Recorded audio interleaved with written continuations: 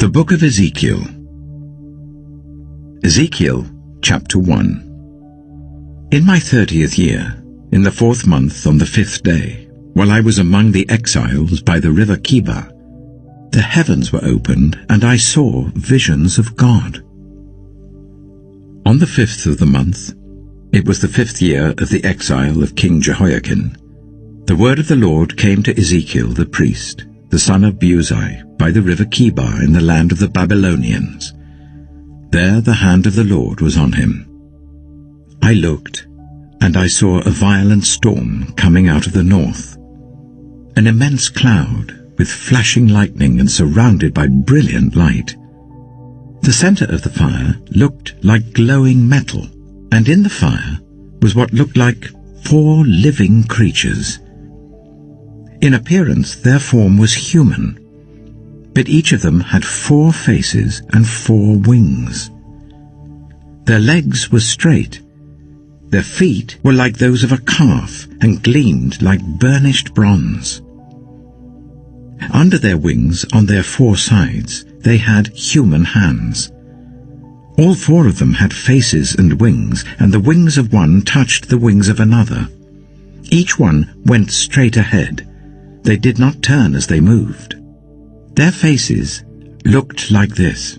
Each of the 4 had the face of a human being, and on the right side each had the face of a lion, and on the left the face of an ox. Each also had the face of an eagle. Such were their faces. They each had 2 wings spreading out upwards, each wing touching that of the creature on either side, and each had 2 other wings covering its body. Each one went straight ahead. Wherever the Spirit would go, they would go, without turning as they went. The appearance of the living creatures was like burning coals of fire, or like torches. Fire moved back and forth among the creatures. It was bright, and lightning flashed out of it. The creatures sped back and forth like flashes of lightning. As I looked at the living creatures, I saw a wheel on the ground beside each creature with its 4 faces. This was the appearance and structure of the wheels. They sparkled like topaz, and all 4 looked alike. Each appeared to be made like a wheel intersecting a wheel. As they moved, they would go in any one of the 4 directions the creatures faced. The wheels did not change direction as the creatures went. Their rims were high and awesome, and all 4 rims were full of eyes all around. When the living creatures moved, the wheels beside them moved, and when the living creatures rose from the ground, the wheels also rose. Wherever the Spirit would go, they would go, and the wheels would rise along with them, because the spirit of the living creatures was in the wheels. When the creatures moved, they also moved. When the creatures stood still, they also stood still. And when the creatures rose from the ground, the wheels rose along with them, because the spirit of the living creatures was in the wheels. Spread out above the heads of the living creatures was what looked like something like a vault, sparkling like crystal and awesome. Under the vault, their wings were stretched out one towards the other, and each had 2 wings covering its body. When the creatures moved, I heard the sound of their wings, like the roar of rushing waters, like the voice of the Almighty, like the tumult of an army. When they stood still, they lowered their wings. Then there came a voice from above the vault over their heads as they stood with lowered wings. Above the vault, over their heads, was what looked like a throne of lapis lazuli, and high above on the throne was a figure like that of a man. I saw that from what appeared to be his waist up, he looked like glowing metal, as if full of fire, and that from there down he looked like fire, and brilliant light surrounded him. Like the appearance of a rainbow in the clouds on a rainy day, so was the radiance around him. This was the appearance of the likeness of the glory of the Lord. When I saw it, I fell face down, and I heard the voice of one speaking. Ezekiel chapter 2. He said to me, Son of man, stand up on your feet, and I will speak to you. As he spoke, the Spirit came into me and raised me to my feet, and I heard him speaking to me. He said, Son of man, I am sending you to the Israelites, to a rebellious nation that has rebelled against me. They and their ancestors have been in revolt against me to this very day. The people to whom I am sending you are obstinate and stubborn. Say to them, this is what the sovereign Lord says. And whether they listen or fail to listen, for they are a rebellious people, they will know that a prophet has been among them. And you, Son of man, do not be afraid of them or their words. Do not be afraid, though briars and thorns are all around you, and you live among scorpions. Do not be afraid of what they say, or be terrified by them, though they are a rebellious people. You must speak my words to them, whether they listen or fail to listen, for they are rebellious. But you, Son of man, listen to what I say to you. Do not rebel like that rebellious people. Open your mouth and eat what I give you. Then I looked, and I saw a hand stretched out to me. In it was a scroll, which he unrolled before me.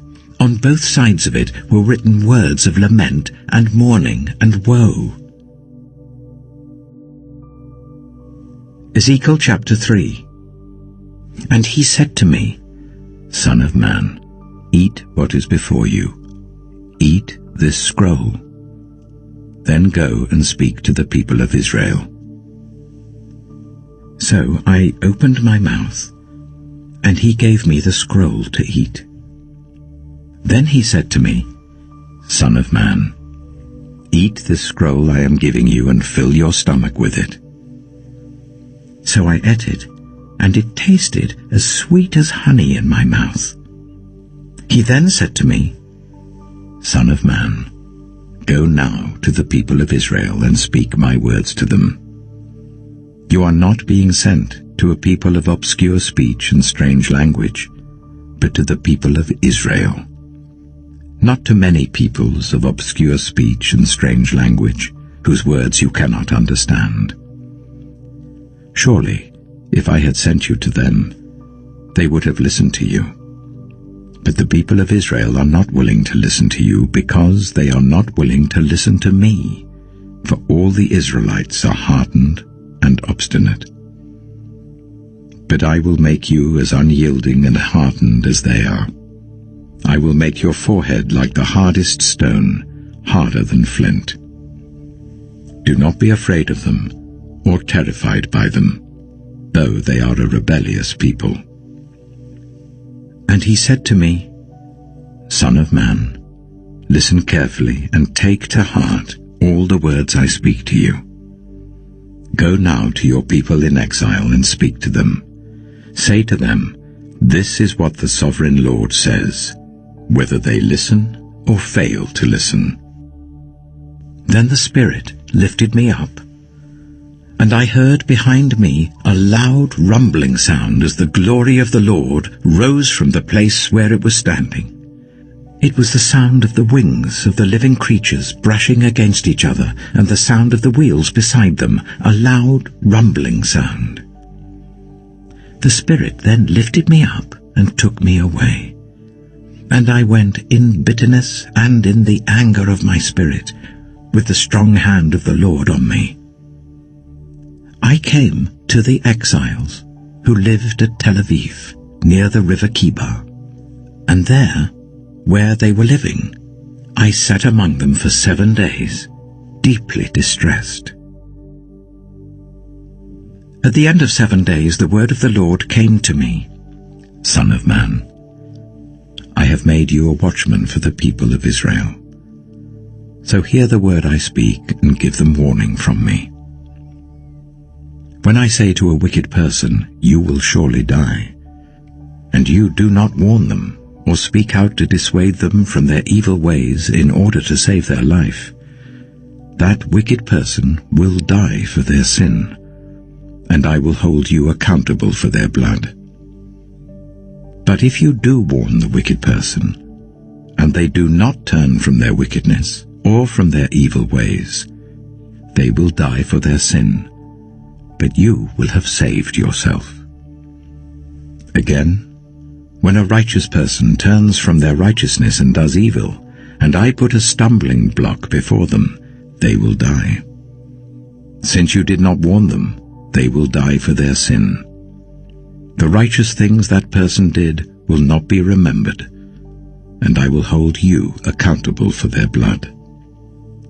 But if you do warn the righteous person not to sin, and they do not sin, they will surely live because they took warning, and you will have saved yourself. The hand of the Lord was on me there, and he said to me, Get up and go out to the plain, and there I will speak to you. So I got up and went out to the plain, and the glory of the Lord was standing there, like the glory I had seen by the river Kibar, and I fell face down. Then the Spirit came into me and raised me to my feet. He spoke to me and said, Go, shut yourself inside your house. And you, son of man, they will tie with ropes. You will be bound so that you cannot go out among the people. I will make your tongue stick to the roof of your mouth, so that you will be silent and unable to rebuke them, for they are a rebellious people. But when I speak to you, I will open your mouth, and you shall say to them, This is what the Sovereign Lord says. Whoever will listen, let them listen, and whoever will refuse, let them refuse, for they are a rebellious people. Ezekiel chapter 4.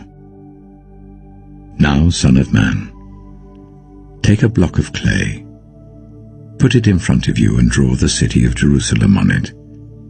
Then lay siege to it.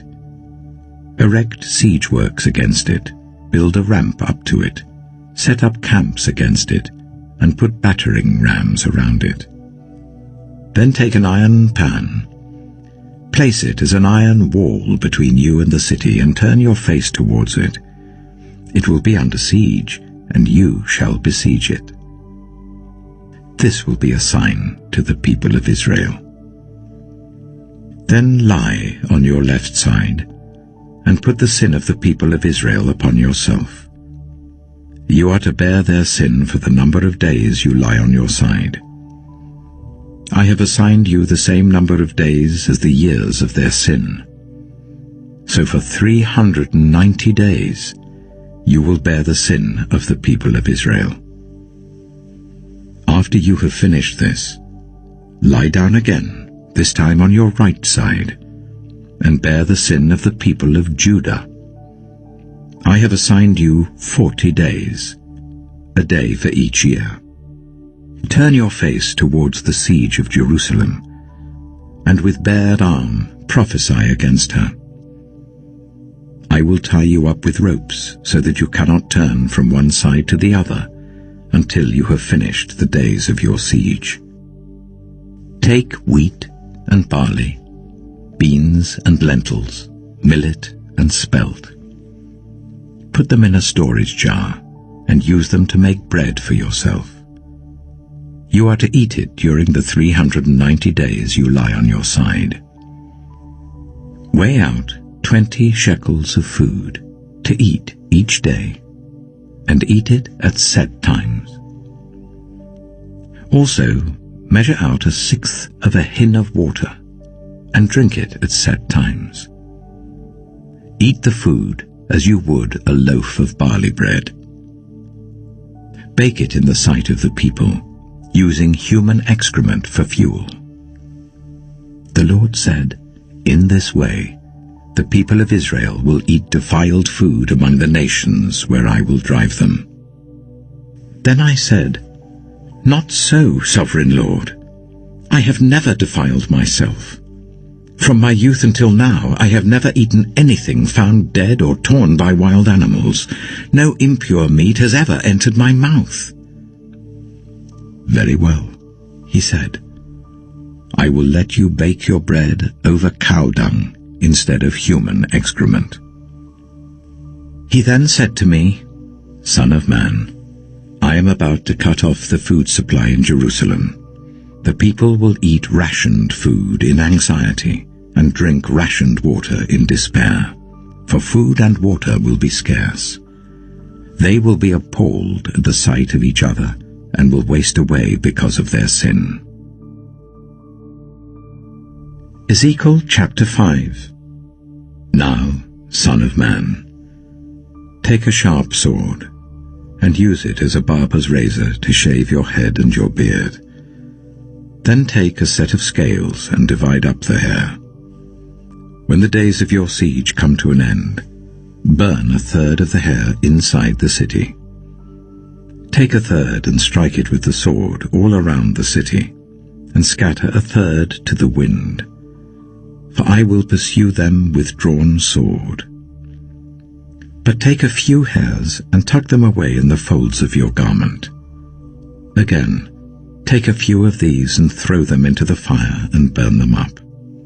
A fire will spread from there to all Israel. This is what the Sovereign Lord says. This is Jerusalem, which I have set in the center of the nations, with countries all around her. Yet, in her wickedness, she has rebelled against my laws and decrees more than the nations and countries around her. She has rejected my laws and has not followed my decrees. Therefore, this is what the Sovereign Lord says. You have been more unruly than the nations around you and have not followed my decrees or kept my laws. You have not even conformed to the standards of the nations around you. Therefore, this is what the Sovereign Lord says.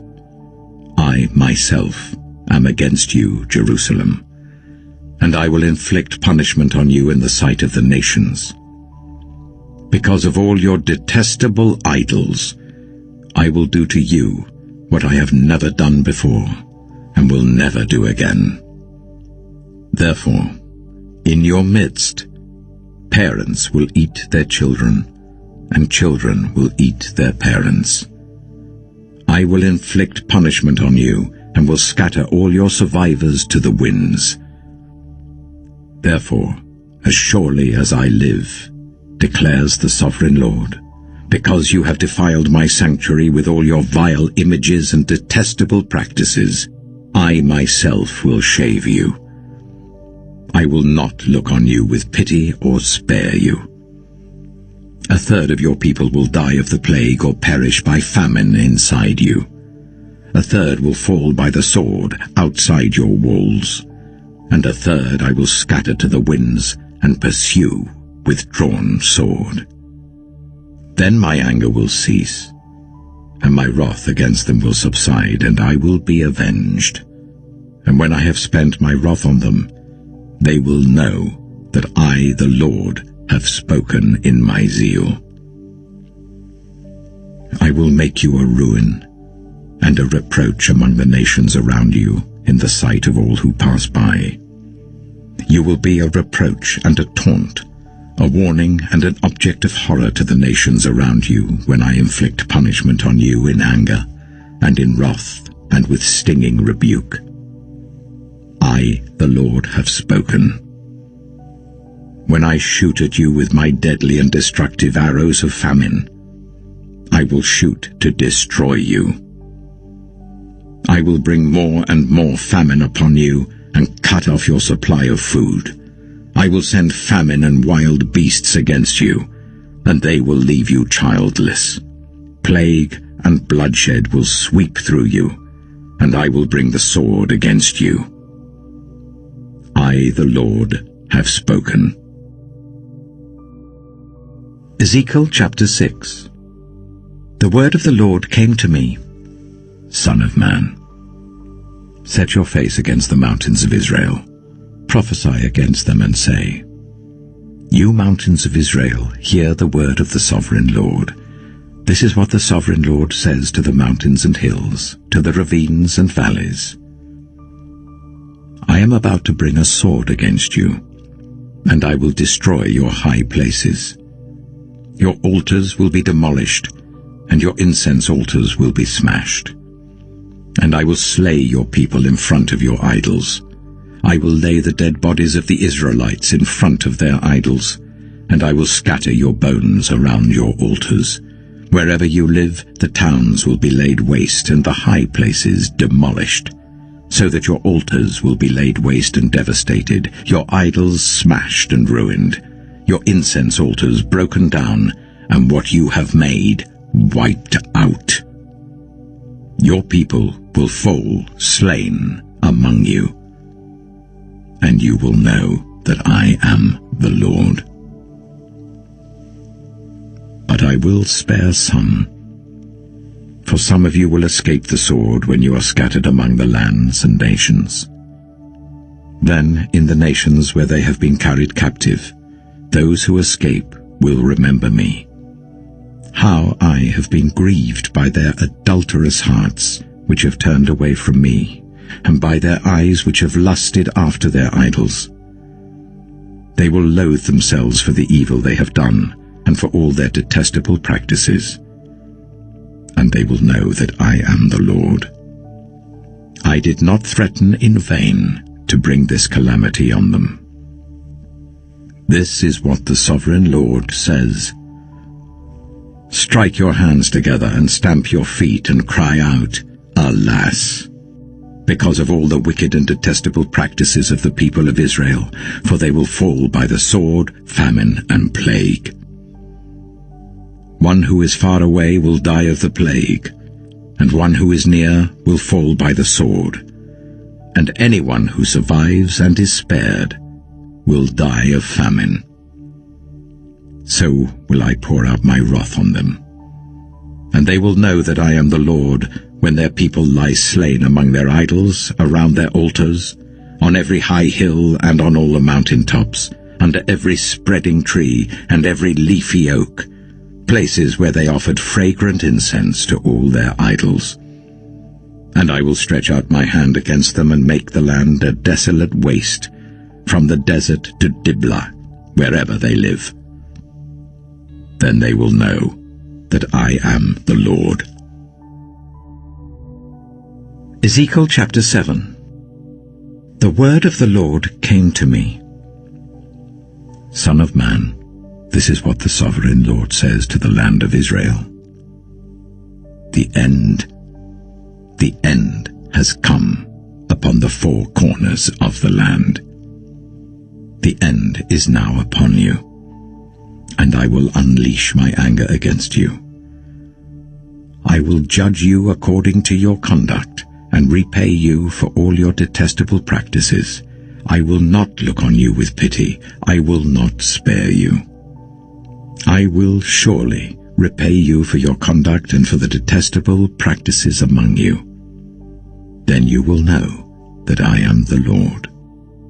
This is what the sovereign Lord says. Disaster. Unheard of disaster. See, it comes. The end has come. The end has come. It has roused itself against you. See, it comes. Doom has come upon you who dwell in the land. The time has come. The day is near. There is panic, not joy, on the mountains. I am about to pour out my wrath on you and spend my anger against you. I will judge you according to your conduct and repay you for all your detestable practices. I will not look on you with pity. I will not spare you. I will repay you for your conduct and for the detestable practices among you. Then you will know that it is I, the Lord, who strikes you. See the day. See, it comes. Doom has burst forth, the rod has budded, arrogance has blossomed. Violence has arisen, a rod to punish the wicked. None of the people will be left, none of that crowd, none of their wealth, nothing of value. The time has come. The day has arrived. Let not the buyer rejoice, nor the seller grieve, for my wrath is on the whole crowd. The seller will not recover the property that was sold, as long as both buyer and seller live. For the vision concerning the whole crowd will not be reversed. Because of their sins, not one of them will preserve their life. They have blown the trumpet, they have made all things ready, but no one will go into battle, for my wrath is on the whole crowd. Outside is the sword, inside are plague and famine. Those in the country will die by the sword, those in the city will be devoured by famine and plague. The fugitives who escape will flee to the mountains. Like doves of the valleys they will all moan, each for their own sins. Every hand will go limp, every leg will be wet with urine. They will put on sackcloth and be clothed with terror. Every face will be covered with shame, and every head will be shaved. They will throw their silver into the streets, and their gold will be treated as a thing unclean. Their silver and gold will not be able to deliver them in the day of the Lord's wrath. It will not satisfy their hunger or fill their stomachs, for it has caused them to stumble into sin. They took pride in their beautiful jewelry and used it to make their detestable idols. They made it into vile images. Therefore I will make it a thing unclean for them. I will give their wealth as plunder to foreigners, and as loot to the wicked of the earth who will defile it. I will turn my face away from the people, and robbers will desecrate the place I treasure. They will enter it and will defile it. Prepare chains, for the land is full of bloodshed and the city is full of violence. I will bring the most wicked of nations to take possession of their houses. I will put an end to the pride of the mighty, and their sanctuaries will be desecrated. When terror comes, they will seek peace in vain. Calamity upon calamity will come, and rumor upon rumor. They will go searching for a vision from the prophet. Priestly instruction in the law will cease. The counsel of the elders will come to an end. The king will mourn, the prince will be clothed with despair, and the hands of the people of the land will tremble. I will deal with them according to their conduct, and by their own standards I will judge them. Then they will know that I am the Lord. Ezekiel chapter 8. In the 6th year, in the 6th month on the 5th day, while I was sitting in my house and the elders of Judah were sitting before me, the hand of the sovereign Lord came on me there. I looked, and I saw a figure like that of a man. From what appeared to be his waist down, he was like fire, and from there up, his appearance was as bright as glowing metal. He stretched out what looked like a hand, and took me by the hair of my head. The Spirit lifted me up between earth and heaven, and in visions of God, he took me to Jerusalem, to the entrance of the north gate of the inner court, where the idol that provokes to jealousy stood. And there before me was the glory of the God of Israel, as in the vision I had seen in the plain. Then he said to me, Son of man, look towards the north. So I looked, and in the entrance north of the gate of the altar, I saw this idol of jealousy. And he said to me, Son of man, do you see what they are doing? The utterly detestable things the Israelites are doing here. Things that will drive me far from my sanctuary. but you will see things that are even more detestable." Then he brought me to the entrance to the court. I looked and I saw a hole in the wall. He said to me, "Son of man, now dig into the wall." So I dug into the wall and saw a doorway there. And he said to me, "Go in and see the wicked and detestable things they are doing here."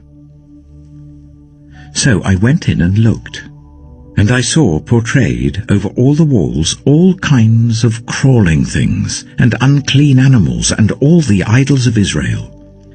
In front of them stood 70 elders of Israel, and Jaazaniah, son of Shaphan, was standing among them. Each had a censer in his hand, and a fragrant cloud of incense was rising. He said to me, "Son of man, have you seen what the elders of Israel are doing in the darkness, each at the shrine of his own idol? They say, 'The Lord does not see us. The Lord has forsaken the land.'" Again he said, "You will see them doing things that are even more detestable." Then he brought me to the entrance of the north gate of the house of the Lord, and I saw women sitting there, mourning the god Tammuz. He said to me, "Do you see this, son of man? You will see things that are even more detestable than this." He then brought me into the inner court of the house of the Lord, and there, at the entrance to the temple, between the portico and the altar, were about 25 men. With their backs towards the temple of the Lord and their faces towards the east, they were bowing down to the sun in the east. He said to me, "Have you seen this, son of man? Is it a trivial matter for the people of Judah to do the detestable things they are doing here? Must they also fill the land with violence and continually arouse my anger? Look at them putting the branch to their nose. Therefore I will deal with them in anger. I will not look on them with pity or spare them. Although they shout in my ears, I will not listen to them." Ezekiel chapter 9. Then I heard him call out in a loud voice, "Bring near those who are appointed to execute judgment on the city, each with a weapon in his hand." And I saw 6 men coming from the direction of the upper gate which faces north, each with a deadly weapon in his hand. With them was a man clothed in linen, who had a writing kit at his side. They came in and stood beside the bronze altar. Now the glory of the God of Israel went up from above the cherubim where it had been, and moved to the threshold of the temple. Then the Lord called to the man clothed in linen, who had the writing kit at his side, and said to him, "Go throughout the city of Jerusalem, and put a mark on the foreheads of those who grieve and lament over all the detestable things that are done in it." As I listened, he said to the others, "Follow him through the city, and kill, without showing pity or compassion. Slaughter the old men, the young men and women, the mothers and children, but do not touch anyone who has the mark. Begin at my sanctuary." So they began with the old men who were in front of the temple. Then he said to them, "Defile the temple, and fill the courts with the slain. Go." So they went out and began killing throughout the city. While they were killing, and I was left alone, I fell face down, crying out, "Alas, sovereign Lord! Are you going to destroy the entire remnant of Israel in this outpouring of your wrath on Jerusalem?" He answered me, "The sin of the people of Israel and Judah is exceedingly great. The land is full of bloodshed, and the city is full of injustice. They say, The Lord has forsaken the land, the Lord does not see. So I will not look on them with pity or spare them, but I will bring down on their own heads what they have done." Then the man in linen, with the writing kit at his side, brought back word, saying, "I have done as you commanded." Ezekiel chapter 10. I looked, and I saw the likeness of a throne of lapis lazuli above the vault that was over the heads of the cherubim. The Lord said to the man clothed in linen, "Go in among the wheels beneath the cherubim. Fill your hands with burning coals from among the cherubim, and scatter them over the city." And as I watched, he went in. Now the cherubim were standing on the south side of the temple when the man went in, and a cloud filled the inner court. Then the glory of the Lord rose from above the cherubim and moved to the threshold of the temple.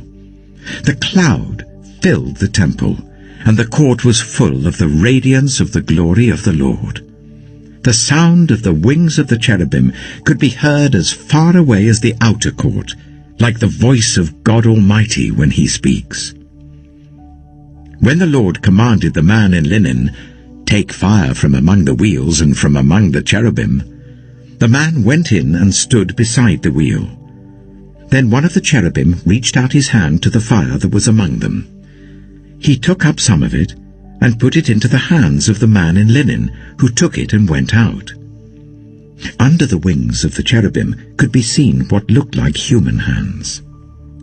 I looked, and I saw beside the cherubim 4 wheels, one beside each of the cherubim. The wheels sparkled like topaz.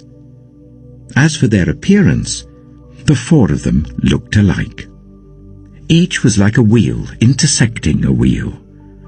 As they moved, they would go in any one of the 4 directions the cherubim faced. The wheels did not turn about as the cherubim went. The cherubim went in whatever direction the head faced, without turning as they went. Their entire bodies, including their backs, their hands, and their wings, were completely full of eyes, as were their 4 wheels. I heard the wheels being called the whirling wheels. Each of the cherubim had 4 faces.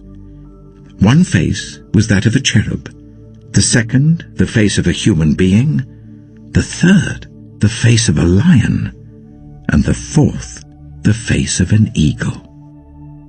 Then the cherubim rose upward. These were the living creatures I had seen by the river Kibar. When the cherubim moved, the wheels beside them moved, and when the cherubim spread their wings to rise from the ground, the wheels did not leave their side.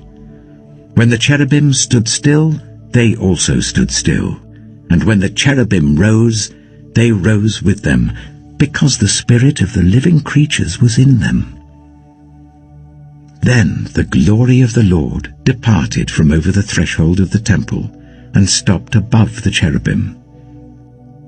While I watched, the cherubim spread their wings and rose from the ground, and as they went, the wheels went with them.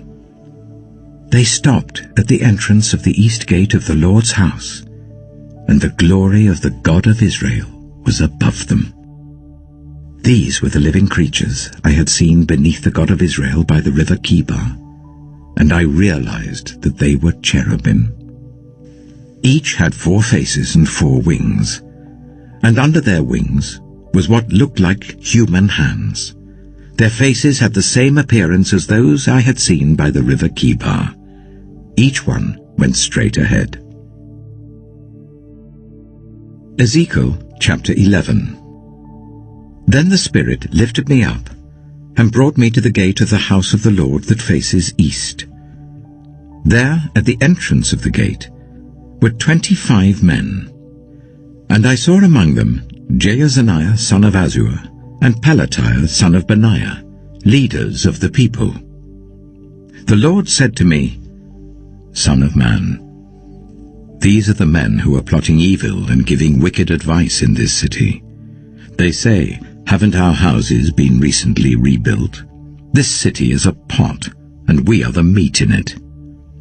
Therefore, prophesy against them. Prophesy, Son of Man. Then the Spirit of the Lord came on me, and he told me to say, "This is what the Lord says. This is what you are saying, you leaders of Israel, but I know what is going through your mind. You have killed many people in this city and filled its streets with the dead. Therefore this is what the Sovereign Lord says. The bodies you have thrown there are the meat, and this city is the pot, but I will drive you out of it.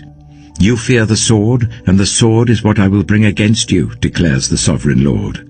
I will drive you out of the city and deliver you into the hands of foreigners and inflict punishment on you. You will fall by the sword, and I will execute judgment on you at the borders of Israel. Then you will know that I am the Lord. This city will not be a pot for you, nor will you be the meat in it. I will execute judgment on you at the borders of Israel, and you will know that I am the Lord. For you have not followed my decrees or kept my laws, but have conformed to the standards of the nations around you." Now, as I was prophesying, Pelatiah son of Benaiah died. Then I fell face down and cried out in a loud voice, "Alas, Sovereign Lord, will you completely destroy the remnant of Israel?" The word of the Lord came to me, "Son of man, the people of Jerusalem have said of your fellow exiles and all the other Israelites, 'They are far away from the Lord. This land was given to us as our possession.' Therefore say, 'This is what the Sovereign Lord says. Although I sent them far away among the nations and scattered them among the countries, yet for a little while I have been a sanctuary for them in the countries where they have gone.' Therefore say, 'This is what the Sovereign Lord says. I will gather you from the nations, and bring you back from the countries where you have been scattered, and I will give you back the land of Israel again. They will return to it, and remove all its vile images and detestable idols. I will give them an undivided heart and put a new spirit in them. I will remove from them their heart of stone and give them a heart of flesh. Then they will follow my decrees and be careful to keep my laws. They will be my people, and I will be their God. But as for those whose hearts are devoted to their vile images and detestable idols, I will bring down on their heads what they have done, declares the Sovereign Lord." Then the cherubim, with the wheels beside them, spread their wings, and the glory of the God of Israel was above them. The glory of the Lord went up from within the city and stopped above the mountain east of it. The Spirit lifted me up and brought me to the exiles in Babylonia in the vision given by the Spirit of God. Then the vision I had seen went up from me, and I told the exiles everything the Lord had shown me. Ezekiel chapter 12. The word of the Lord came to me, "Son of man, you are living among a rebellious people. They have eyes to see, but do not see, and ears to hear, but do not hear, for they are a rebellious people. Therefore, Son of man, pack your belongings for exile, and in the daytime, as they watch, set out and go from where you are to another place. Perhaps they will understand, though they are a rebellious people. During the daytime, while they watch, bring out your belongings packed for exile. Then in the evening, while they are watching, go out like those who go into exile. While they watch, dig through the wall and take your belongings out through it. Put them on your shoulder as they are watching and carry them out at dusk. Cover your face so that you cannot see the land, for I have made you a sign to the Israelites." So I did as I was commanded. During the day I brought out my things packed for exile. Then in the evening I dug through the wall with my hands. I took my belongings out at dusk, carrying them on my shoulders while they watched. In the morning, the word of the Lord came to me. Son of man, did not the Israelites, that rebellious people, ask you, "What are you doing?" Say to them, "This is what the sovereign Lord says. This prophecy concerns the prince in Jerusalem and all the Israelites who are there. Say to them, I am a sign to you. As I have done, so it will be done to them. They will go into exile as captives. The prince among them will put his things on his shoulder at dusk and leave, and a hole will be dug in the wall for him to go through. He will cover his face so that he cannot see the land. I will spread my net for him, and he will be caught in my snare. I will bring him to Babylonia, the land of the Chaldeans, but he will not see it, and there he will die. I will scatter to the winds all those around him, his staff and all his troops, and I will pursue them with drawn sword. They will know that I am the Lord when I disperse them among the nations and scatter them through the countries. But I will spare a few of them from the sword, famine and plague, so that in the nations where they go, they may acknowledge all their detestable practices. Then they will know that I am the Lord.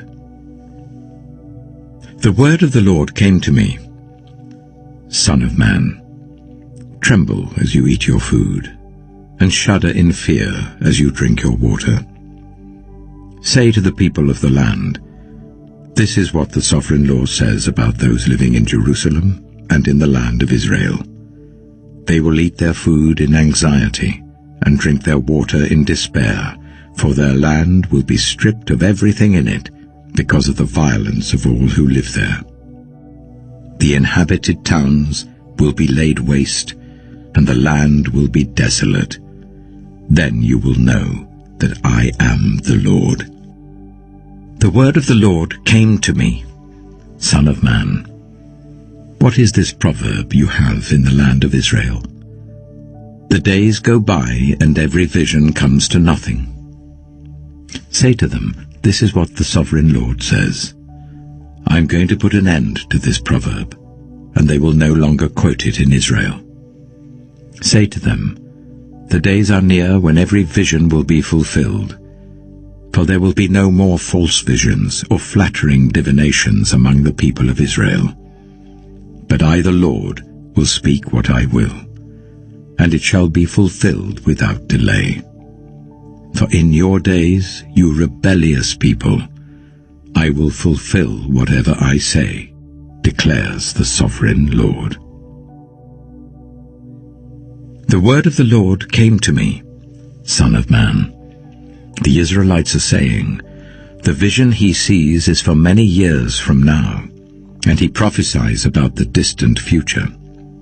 Therefore say to them, this is what the sovereign Lord says, none of my words will be delayed any longer. Whatever I say will be fulfilled, declares the sovereign Lord.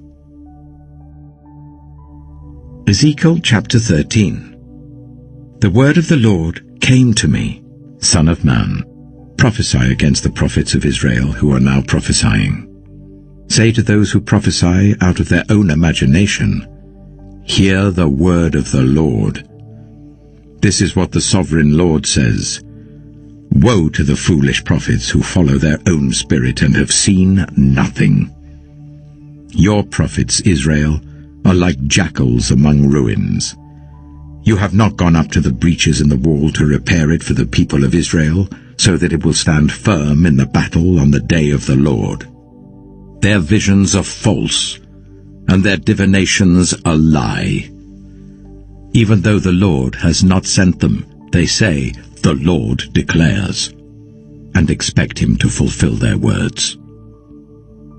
Have you not seen false visions, and uttered lying divinations when you say, the Lord declares, though I have not spoken? Therefore this is what the sovereign Lord says. Because of your false words and lying visions, I am against you, declares the sovereign Lord. My hand will be against the prophets who see false visions and utter lying divinations. They will not belong to the council of my people or be listed in the records of Israel, nor will they enter the land of Israel. Then you will know that I am the sovereign Lord. Because they lead my people astray, saying, peace, when there is no peace, and because when a flimsy wall is built, they cover it with whitewash. Therefore tell those who cover it with whitewash that it is going to fall. Rain will come in torrents, and I will send hailstones hurtling down, and violent winds will burst forth. When the wall collapses, will people not ask you, where is the whitewash you covered it with? Therefore this is what the sovereign Lord says, in my wrath I will unleash a violent wind, and in my anger hailstones and torrents of rain will fall with destructive fury. I will tear down the wall you have covered with whitewash, and will level it to the ground, so that its foundation will be laid bare. When it falls, you will be destroyed in it, and you will know that I am the Lord. So I will pour out my wrath against the wall, and against those who covered it with whitewash. I will say to you, the wall is gone, and so are those who whitewashed it, those prophets of Israel who prophesied to Jerusalem and saw visions of peace for her when there was no peace, declares the sovereign Lord. Now, Son of Man, set your face against the daughters of your people who prophesy out of their own imagination. Prophesy against them, and say, this is what the sovereign Lord says. Woe to the women who sew magic charms on all their wrists, and make veils of various lengths for their heads in order to ensnare people. Will you ensnare the lives of my people but preserve your own? You have profaned me among my people for a few handfuls of barley and scraps of bread. By lying to my people, who listen to lies, you have killed those who should not have died, and have spared those who should not live. Therefore this is what the sovereign Lord says. I am against your magic charms with which you ensnare people like birds, and I will tear them from your arms. I will set free the people that you ensnare like birds. I will tear off your veils and save my people from your hands, and they will no longer fall prey to your power. Then you will know that I am the Lord. Because you disheartened the righteous with your lies, when I had brought them no grief, and because you encouraged the wicked not to turn from their evil ways and so save their lives. Therefore, you will no longer see false visions or practice divination. I will save my people from your hands, and then you will know that I am the Lord. Ezekiel chapter 14. Some of the elders of Israel came to me and sat down in front of me. Then the word of the Lord came to me, Son of man, these men have set up idols in their hearts and put wicked stumbling blocks before their faces. Should I let them inquire of me at all? Therefore speak to them and tell them, this is what the sovereign Lord says. When any of the Israelites set up idols in their hearts, and put a wicked stumbling block before their faces, and then go to a prophet, I, the Lord, will answer them myself in keeping with their great idolatry. I will do this to recapture the hearts of the people of Israel, who have all deserted me for their idols. Therefore say to the people of Israel, this is what the sovereign Lord says. Repent, turn from your idols, and renounce all your detestable practices. When any of the Israelites or any foreigner residing in Israel separate themselves from me, and set up idols in their hearts, and put a wicked stumbling block before their faces, and then go to a prophet to inquire of me, I, the Lord, will answer them myself. I will set my face against them and make them an example and a byword. I will remove them from my people. Then you will know that I am the Lord. And if the prophet is enticed to utter a prophecy, I, the Lord, have enticed that prophet, and I will stretch out my hand against him and destroy him from among my people Israel. They will bear their guilt. The prophet will be as guilty as the one who consults him. Then the people of Israel will no longer stray from me, nor will they defile themselves any more with all their sins. They will be my people, and I will be their God, declares the sovereign Lord. The word of the Lord came to me, Son of man, if a country sins against me by being unfaithful, and I stretch out my hand against it to cut off its food supply and send famine upon it, and kill its people and their animals, even if these 3 men, Noah, Daniel, and Job, were in it, they could save only themselves by their righteousness, declares the sovereign Lord.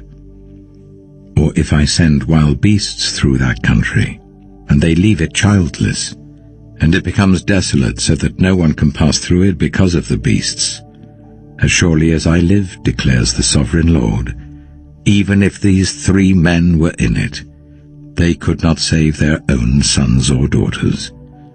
They alone would be saved, but the land would be desolate.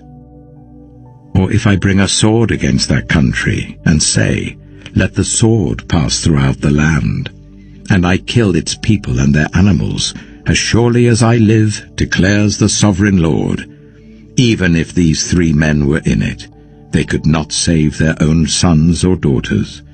They alone would be saved. Or if I send a plague into that land, and pour out my wrath on it through bloodshed, killing its people and their animals, as surely as I live, declares the sovereign Lord, even if Noah, Daniel, and Job were in it, they could save neither son nor daughter. They would save only themselves by their righteousness. For this is what the sovereign Lord says, how much worse will it be when I send against Jerusalem my 4 dreadful judgments, sword and famine and wild beasts and plague, to kill its men and their animals.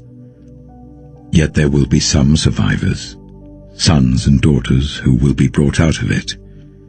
They will come to you, and when you see their conduct and their actions, you will be consoled regarding the disaster I have brought on Jerusalem. Every disaster I have brought on it. You will be consoled when you see their conduct and their actions, for you will know that I have done nothing in it without cause, declares the sovereign Lord.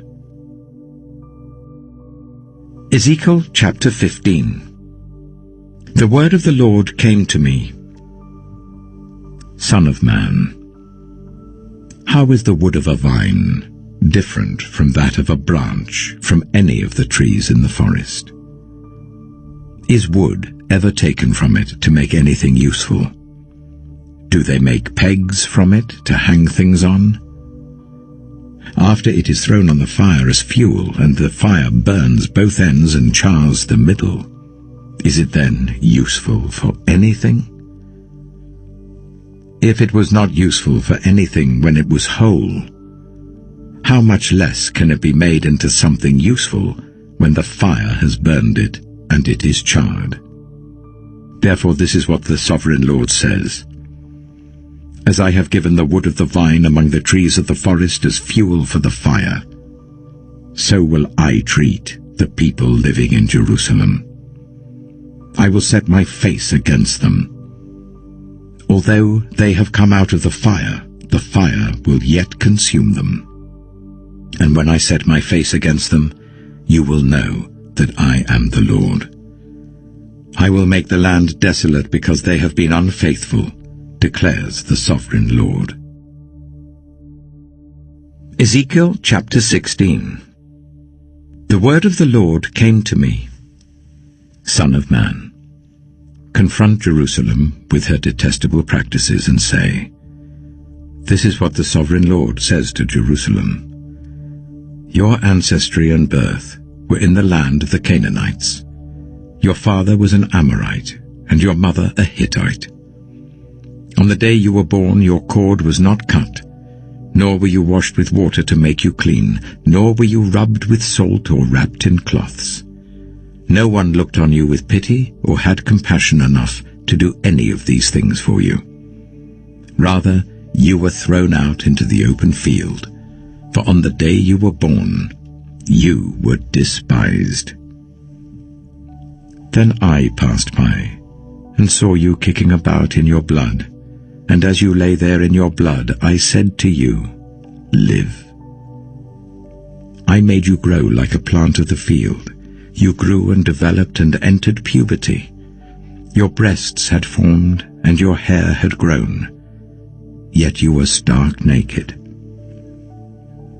Later I passed by, and when I looked at you and saw that you were old enough for love, I spread the corner of my garment over you and covered your naked body. I gave you my solemn oath and entered into a covenant with you, declares the Sovereign Lord, and you became mine. I bathed you with water and washed the blood from you and put ointments on you. I clothed you with an embroidered dress and put sandals of fine leather on you. I dressed you in fine linen and covered you with costly garments. I adorned you with jewelry. I put bracelets on your arms and a necklace round your neck, and I put a ring on your nose, earrings on your ears, and a beautiful crown on your head. So you were adorned with gold and silver. Your clothes were of fine linen and costly fabric and embroidered cloth. Your food was honey, olive oil, and the finest flour. You became very beautiful and rose to be a queen. And your fame spread among the nations on account of your beauty, because the splendor I had given you made your beauty perfect, declares the Sovereign Lord. But you trusted in your beauty and used your fame to become a prostitute. You lavished your favors on anyone who passed by, and your beauty became his.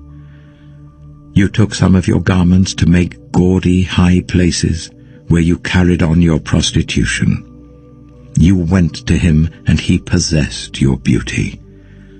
You also took the fine jewelry I gave you, the jewelry made of my gold and silver, and you made for yourself male idols and engaged in prostitution with them. And you took your embroidered clothes to put on them, and you offered my oil and incense before them. Also, the food I provided for you, the flour, olive oil, and honey I gave you to eat, you offered as fragrant incense before them. That is what happened, declares the Sovereign Lord. And you took your sons and daughters whom you bore to me and sacrificed them as food to the idols. Was your prostitution not enough? You slaughtered my children and sacrificed them to the idols. In all your detestable practices and your prostitution, you did not remember the days of your youth when you were naked and bare, kicking about in your blood. Woe, woe to you, declares the Sovereign Lord. In addition to all your other wickedness, you built a mound for yourself and made a lofty shrine in every public square. At every street corner you built your lofty shrines and degraded your beauty, spreading your legs with increasing promiscuity to anyone who passed by. You engaged in prostitution with the Egyptians, your neighbors with large genitals, and aroused my anger with your increasing promiscuity. So I stretched out my hand against you and reduced your territory. I gave you over to the greed of your enemies, the daughters of the Philistines, who were shocked by your lewd conduct. You engaged in prostitution with the Assyrians too, because you were insatiable. And even after that, you still were not satisfied. Then you increased your promiscuity to include Babylonia, a land of merchants. But even with this you were not satisfied. I am filled with fury against you, declares the Sovereign Lord, when you do all these things, acting like a brazen prostitute. When you built your mounds at every street corner and made your lofty shrines in every public square, you were unlike a prostitute because you scorned payment. You adulterous wife, you prefer strangers to your own husband. All prostitutes receive gifts, but you give gifts to all your lovers, bribing them to come to you from everywhere for your illicit favors. So in your prostitution, you are the opposite of others. No one runs after you for your favors. You are the very opposite, for you give payment, and none is given to you.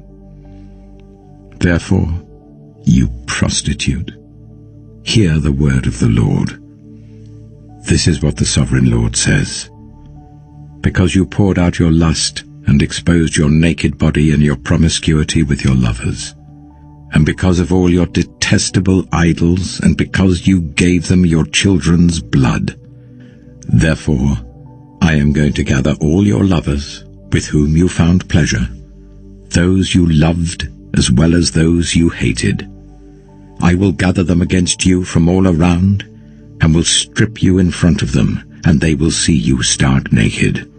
I will sentence you to the punishment of women who commit adultery and who shed blood. I will bring on you the blood vengeance of my wrath and jealous anger.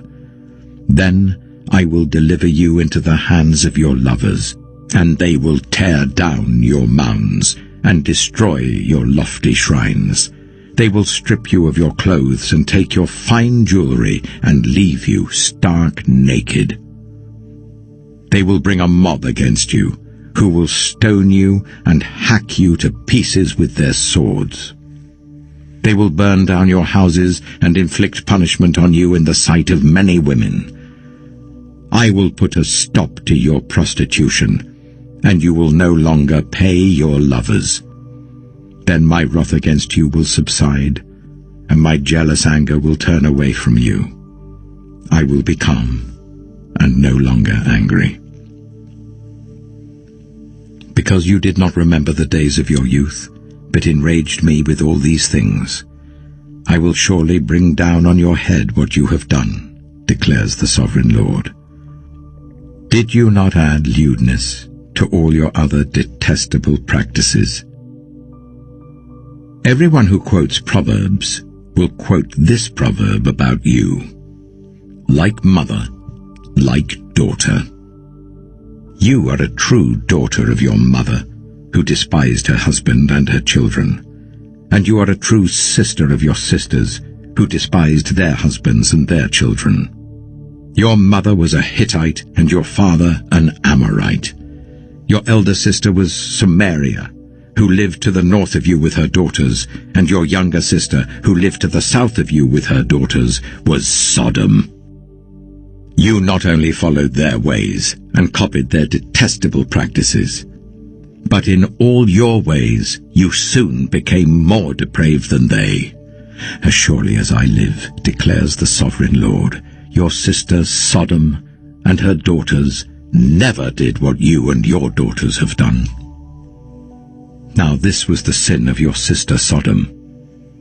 She and her daughters were arrogant, overfed, and unconcerned. They did not help the poor and needy. They were haughty and did detestable things before me. Therefore I did away with them, as you have seen. Samaria did not commit half the sins you did. You have done more detestable things than they, and have made your sisters seem righteous by all these things you have done.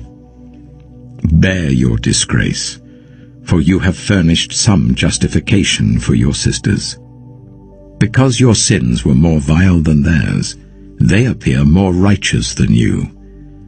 So then, be ashamed and bear your disgrace, for you have made your sisters appear righteous. However, I will restore the fortunes of Sodom and her daughters, and of Samaria and her daughters, and your fortunes along with them, so that you may bear your disgrace and be ashamed of all you have done in giving them comfort. And your sisters, Sodom with her daughters and Samaria with her daughters, will return to what they were before, and you and your daughters will return to what you were before.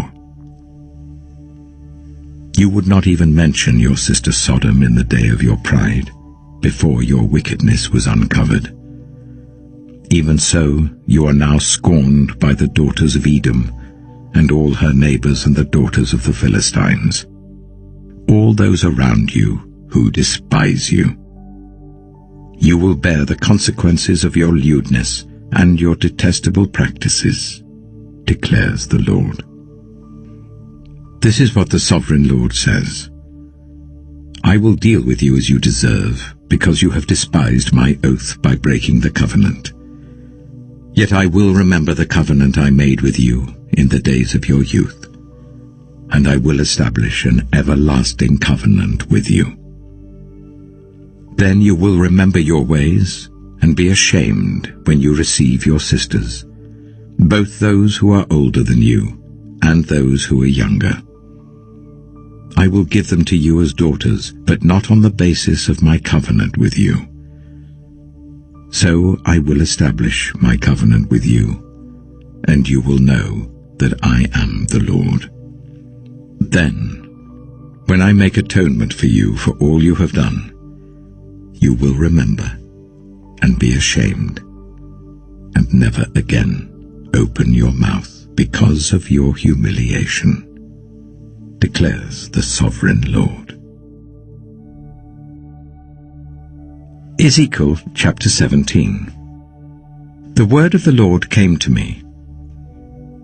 Son of man, set forth an allegory, and tell it to the Israelites as a parable.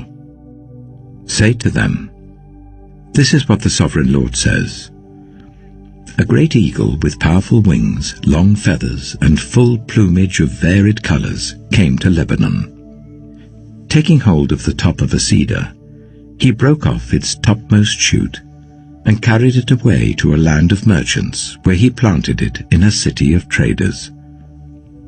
He took one of the seedlings of the land and put it in fertile soil.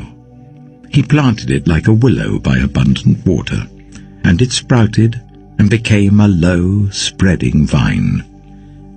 Its branches turned towards him, but its roots remained under it. So it became a vine and produced branches and put out leafy boughs.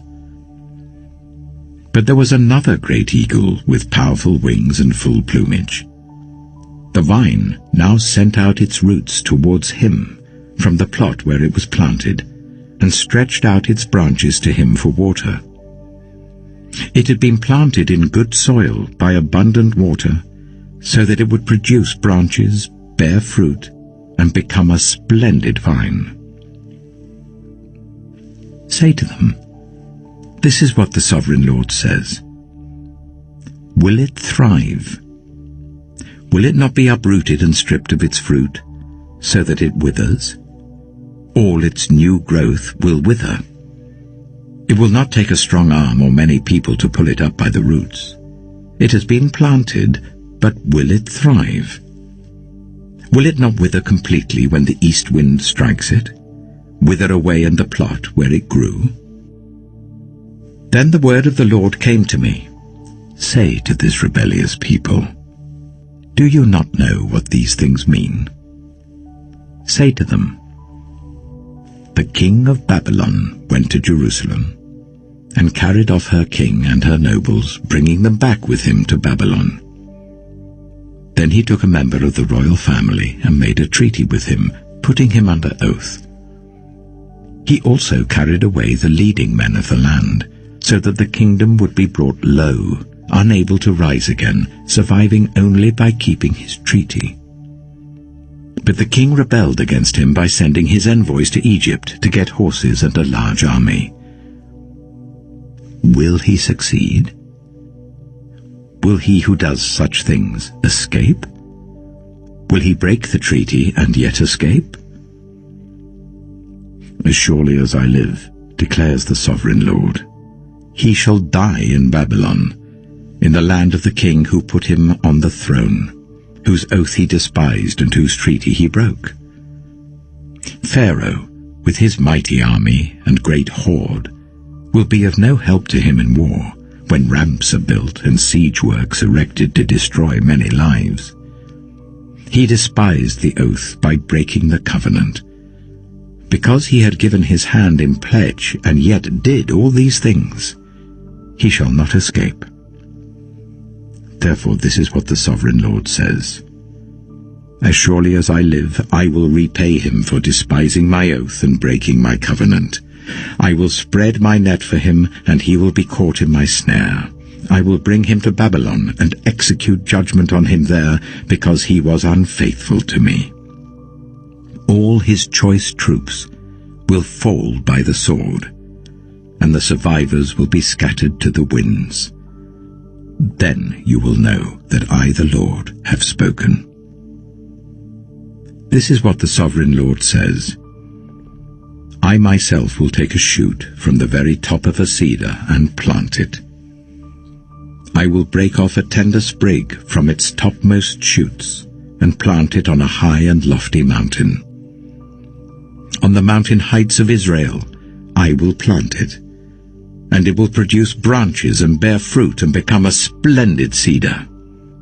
Birds of every kind will nest in it. They will find shelter in the shade of its branches. All the trees of the forest will know that I, the Lord, bring down the tall tree and make the low tree grow tall. I dry up the green tree and make the dry tree flourish. I, the Lord, have spoken, and I will do it. Ezekiel chapter 18. The word of the Lord came to me. What do you people mean by quoting this proverb about the land of Israel? The parents eat sour grapes and the children's teeth are set on edge. As surely as I live, declares the sovereign Lord, you will no longer quote this proverb in Israel. For everyone belongs to me, the parent as well as the child, both alike belong to me. The one who sins is the one who will die. Suppose there is a righteous man who does what is just and right. He does not eat at the mountain shrines or look to the idols of Israel. He does not defile his neighbor's wife or have sexual relations with a woman during her period. He does not oppress anyone, but returns what he took in pledge for a loan. He does not commit robbery, but gives his food to the hungry and provides clothing for the naked. He does not lend to them at interest or take a profit from them. He withholds his hand from doing wrong and judges fairly between two parties. He follows my decrees and faithfully keeps my laws. That man is righteous. He will surely live, declares the sovereign Lord. Suppose he has a violent son who sheds blood or does any of these other things, though the father has done none of them. He eats at the mountain shrines. He defiles his neighbor's wife. He oppresses the poor and needy. He commits robbery. He does not return what he took in pledge. He looks to the idols. He does detestable things. He lends at interest and takes a profit. Will such a man live? He will not. Because he has done all these detestable things, he is to be put to death. His blood will be on his own head. But suppose this son has a son who sees all the sins his father commits, and though he sees them, He does not do such things. He does not eat at the mountain shrines or look to the idols of Israel. He does not defile his neighbor's wife.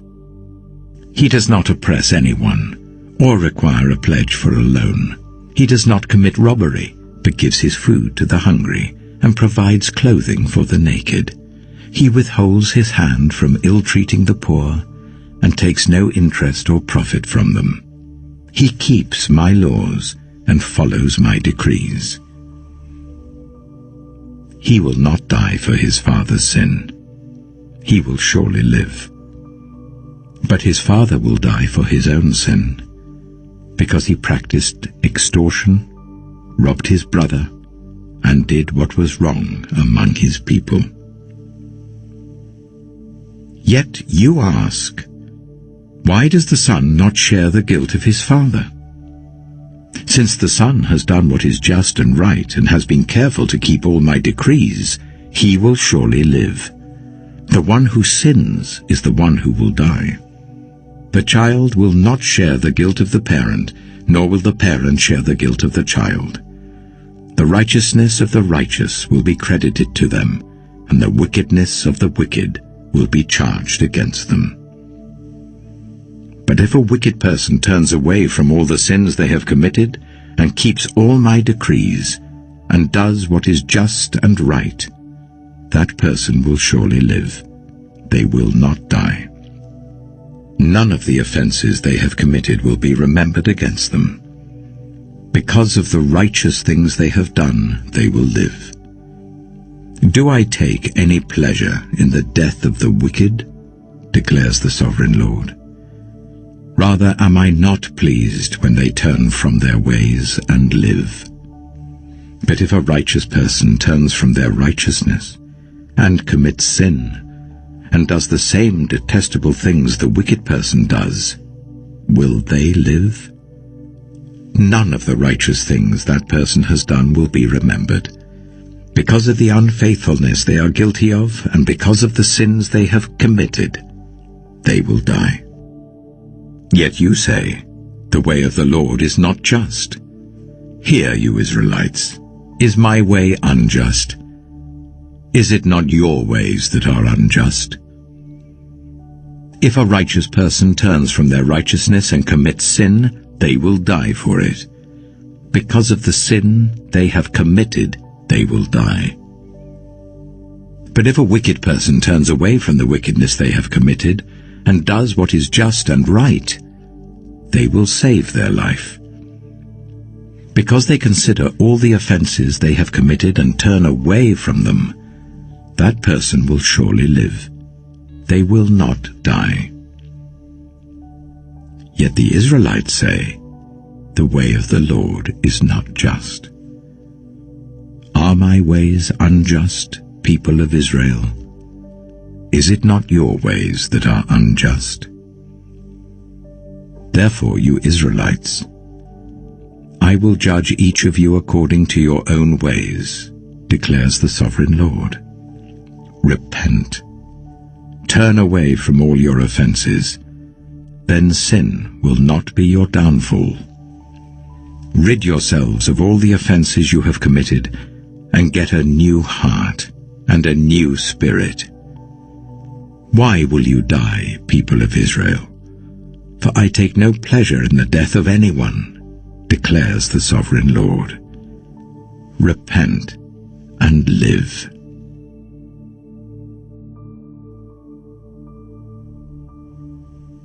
Ezekiel chapter 19. Take up a lament concerning the princes of Israel, and say, what a lioness was your mother among the lions! She lay down among them and reared her cubs. She brought up one of her cubs, and he became a strong lion. He learned to tear the prey, and he became a man-eater. The nations heard about him, and he was trapped in their pit. They led him with hooks to the land of Egypt. When she saw her hope unfulfilled, her expectation gone, she took another of her cubs and made him a strong lion. He prowled among the lions, for he was now a strong lion. He learned to tear the prey, and he became a man-eater. He broke down their strongholds and devastated their towns. The land and all who were in it were terrified by his roaring. Then the nations came against him, those from regions round about.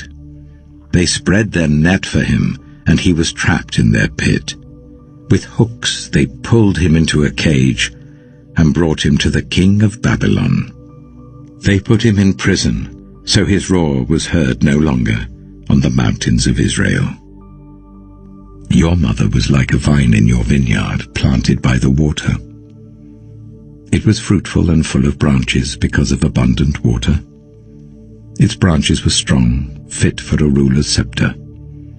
It towered high above the thick foliage, conspicuous for its height and for its many branches. But it was uprooted in fury and thrown to the ground.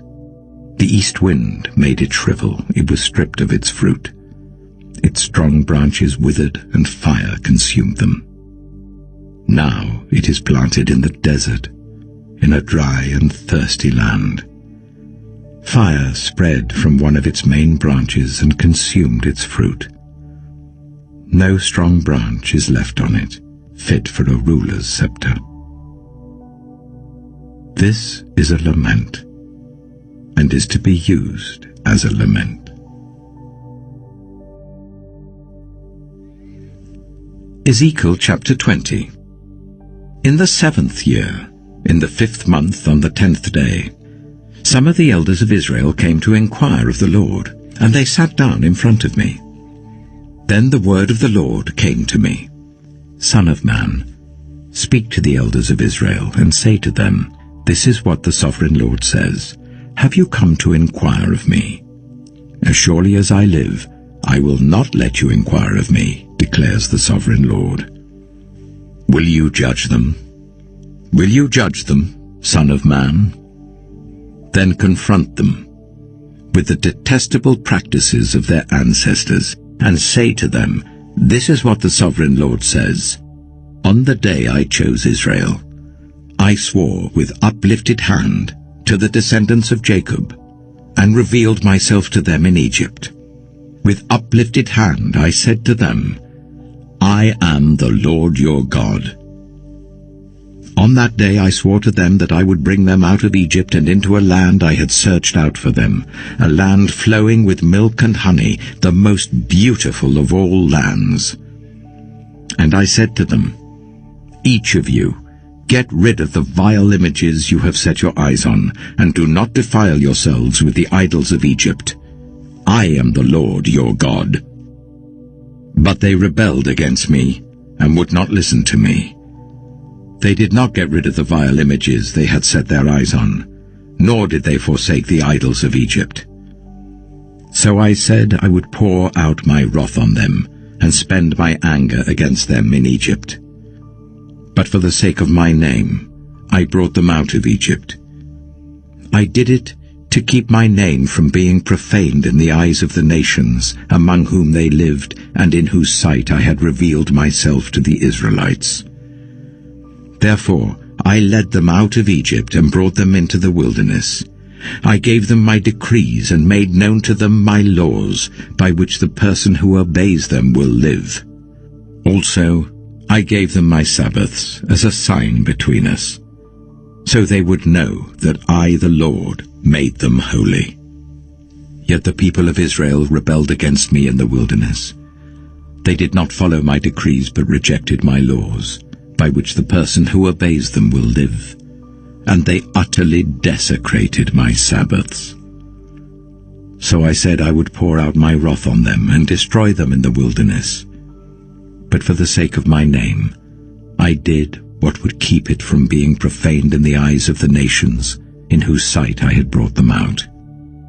Also, with uplifted hand, I swore to them in the wilderness that I would not bring them into the land I had given them, a land flowing with milk and honey, the most beautiful of all lands, because they rejected my laws, and did not follow my decrees, and desecrated my Sabbaths. For their hearts were devoted to their idols. Yet I looked on them with pity, and did not destroy them or put an end to them in the wilderness. I said to their children in the wilderness, do not follow the statutes of your parents, or keep their laws, or defile yourselves with their idols. I am the Lord your God. Follow my decrees, and be careful to keep my laws. Keep my Sabbaths holy, that they may be a sign between us. Then you will know that I am the Lord your God. But the children rebelled against me. They did not follow my decrees. They were not careful to keep my laws, of which I said, the person who obeys them will live by them. And they desecrated my Sabbaths. So I said I would pour out my wrath on them and spend my anger against them in the wilderness. But I withheld my hand, and for the sake of my name I did what would keep it from being profaned in the eyes of the nations in whose sight I had brought them out. Also with uplifted hand I swore to them in the wilderness that I would disperse them among the nations and scatter them through the countries, because they had not obeyed my laws, but had rejected my decrees and desecrated my Sabbaths, and their eyes lusted after their parents' idols. So I gave them other statutes that were not good, and laws through which they could not live. I defiled them through their gifts, the sacrifice of every firstborn, that I might fill them with horror, so that they would know that I am the Lord. Therefore, Son of man, speak to the people of Israel and say to them, this is what the sovereign Lord says. In this also your ancestors blasphemed me by being unfaithful to me. When I brought them into the land I had sworn to give them, and they saw any high hill or any leafy tree, there they offered their sacrifices, made offerings that aroused my anger, presented their fragrant incense, and poured out their drink offerings. Then I said to them, what is this high place you go to? It is called Bema to this day. Therefore say to the Israelites, this is what the sovereign Lord says. Will you defile yourselves the way your ancestors did, and lust after their vile images? When you offer your gifts, the sacrifice of your children in the fire, you continue to defile yourselves with all your idols to this day. Am I to let you inquire of me, you Israelites? As surely as I live, declares the sovereign Lord, I will not let you inquire of me. You say, we want to be like the nations, like the peoples of the world, who serve wood and stone. But what you have in mind will never happen. As surely as I live, declares the sovereign Lord, I will reign over you with a mighty hand and an outstretched arm, and with outpoured wrath. I will bring you from the nations and gather you from the countries where you have been scattered, with a mighty hand and an outstretched arm, and with outpoured wrath. I will bring you into the wilderness of the nations, and there, face to face, I will execute judgment upon you. As I judged your ancestors in the wilderness of the land of Egypt, so I will judge you, declares the sovereign Lord. I will take note of you as you pass under my rod, and I will bring you into the bond of the covenant. I will purge you of those who revolt and rebel against me. Although I will bring them out of the land where they are living, yet they will not enter the land of Israel. Then you will know that I am the Lord. As for you, people of Israel, this is what the sovereign Lord says. Go and serve your idols, every one of you. But afterwards, you will surely listen to me and no longer profane my holy name with your gifts and idols.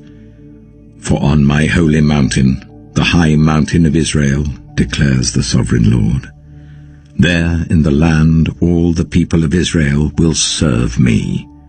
and there I will accept them. There I will require your offerings and your choice gifts, along with all your holy sacrifices. I will accept you as fragrant incense when I bring you out from the nations and gather you from the countries where you have been scattered, and I will be proved holy through you in the sight of the nations. Then you will know that I am the Lord, when I bring you into the land of Israel, the land I had sworn with uplifted hand to give to your ancestors. There you will remember your conduct and all the actions by which you have defiled yourselves, and you will loathe yourselves for all the evil you have done. You will know that I am the Lord, when I deal with you for my name's sake, and not according to your evil ways and your corrupt practices, you people of Israel, declares the sovereign Lord. The word of the Lord came to me. Son of man, set your face towards the south. Preach against the south, and prophesy against the forest of the southland. Say to the southern forest, hear the word of the Lord. This is what the sovereign Lord says. I am about to set fire to you, and it will consume all your trees, both green and dry. The blazing flame will not be quenched, and every face from south to north will be scorched by it. Everyone will see that I, the Lord, have kindled it. It will not be quenched. Then I said, Sovereign Lord, they are saying of me, isn't he just telling parables? Ezekiel chapter 21. The word of the Lord came to me. Son of man, set your face against Jerusalem and preach against the sanctuary. Prophesy against the land of Israel and say to her, this is what the Lord says. I am against you. I will draw my sword from its sheath and cut off from you both the righteous and the wicked. Because I am going to cut off the righteous and the wicked, my sword will be unsheathed against everyone from south to north. Then all people will know that I, the Lord, have drawn my sword from its sheath. It will not return again. Therefore groan, Son of man. Groan before them with broken heart and bitter grief. And when they ask you, why are you groaning? You shall say, because of the news that is coming. Every heart will melt with fear, and every hand grow limp. Every spirit will become faint, and every leg will be wet with urine. It is coming. It will surely take place, declares the sovereign Lord. The word of the Lord came to me. Son of man, prophesy and say, this is what the Lord says.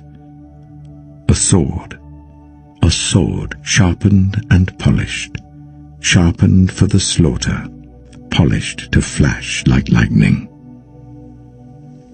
Shall we rejoice in the scepter of my royal son? The sword despises every such stick. The sword is appointed to be polished, to be grasped with the hand. It is sharpened and polished, made ready for the hand of the slayer. Cry out and wail, Son of man, for it is against my people, it is against all the princes of Israel. They are thrown to the sword along with my people. Therefore beat your breast. Testing will surely come.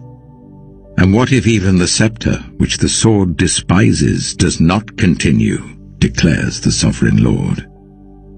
So then, Son of man, prophesy and strike your hands together. Let the sword strike twice, even 3 times. It is a sword for slaughter, a sword for great slaughter, closing in on them from every side. So that hearts may melt with fear and the fallen be many, I have stationed the sword for slaughter at all their gates. Look, it is forged to strike like lightning. It is grasped for slaughter. Slash to the right, you sword, then to the left, wherever your blade is turned. I too will strike my hands together, and my wrath will subside. I, the Lord, have spoken. The word of the Lord came to me, Son of man, mark out 2 roads for the sword of the king of Babylon to take, both starting from the same country. Make a signpost where the road branches off to the city. Mark out 1 road for the sword to come against Rabbah of the Ammonites, and another against Judah and fortified Jerusalem. For the king of Babylon will stop at the fork in the road, at the junction of the 2 roads, to seek an omen. He will cast lots with arrows. He will consult his idols. He will examine the liver. Into his right hand will come the lot for Jerusalem, where he is to set up battering rams, to give the command to slaughter, to sound the battle cry, to set battering rams against the gates, to build a ramp, and to erect siege works. It will seem like a false omen to those who have sworn allegiance to him, but he will remind them of their guilt and take them captive. Therefore this is what the Sovereign Lord says. Because you people have brought to mind your guilt by your open rebellion, revealing your sins in all that you do, because you have done this, you will be taken captive. You profane and wicked Prince of Israel, whose day has come, whose time of punishment has reached its climax. This is what the Sovereign Lord says. Take off the turban, remove the crown. It will not be as it was. The lowly will be exalted, and the exalted will be brought low. A ruin, a ruin. I will make it a ruin. The crown will not be restored until he to whom it rightfully belongs shall come. To him I will give it. And you, Son of man, prophesy and say, this is what the Sovereign Lord says about the Ammonites and their insults. A sword, drawn for the slaughter, polished to consume and to flash like lightning.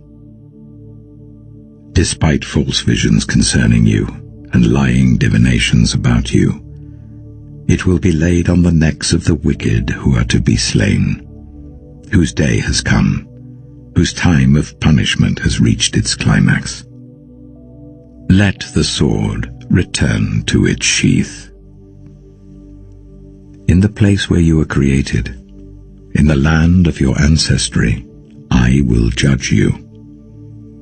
I will pour out my wrath on you and breathe out my fiery anger against you. I will deliver you into the hands of brutal men, men skilled in destruction. You will be fuel for the fire. Your blood will be shed in your land. You will be remembered no more. For I, the Lord, have spoken. Ezekiel chapter 22. The word of the Lord came to me, Son of man, will you judge her? Will you judge this city of bloodshed? Then confront her with all her detestable practices and say, this is what the Sovereign Lord says. You city that brings on herself doom by shedding blood in her midst and defiles herself by making idols. You have become guilty because of the blood you have shed and have become defiled by the idols you have made. You have brought your days to a close, and the end of your years has come.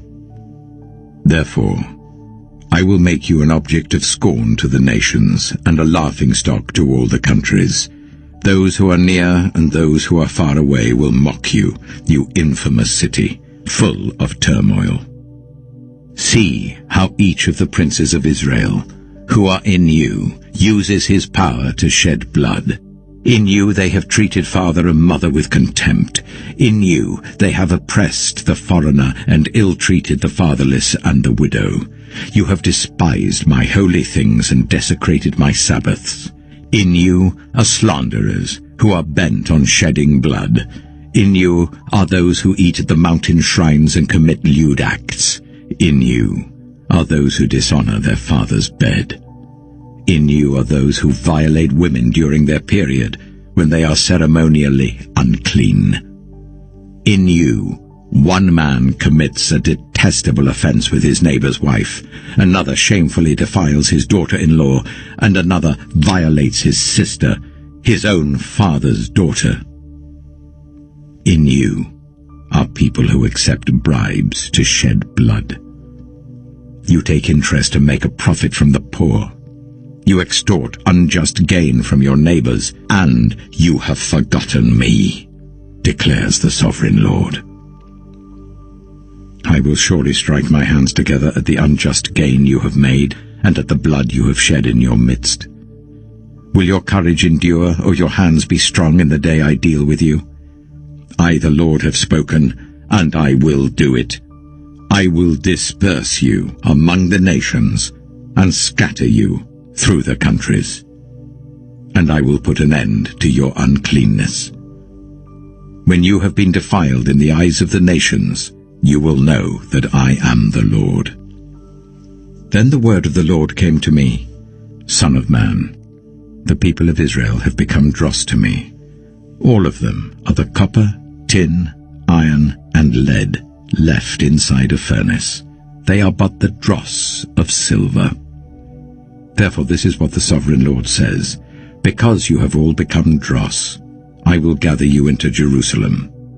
As silver, copper, iron, lead, and tin are gathered into a furnace to be melted with a fiery blast, so will I gather you in my anger and my wrath, and put you inside the city and melt you.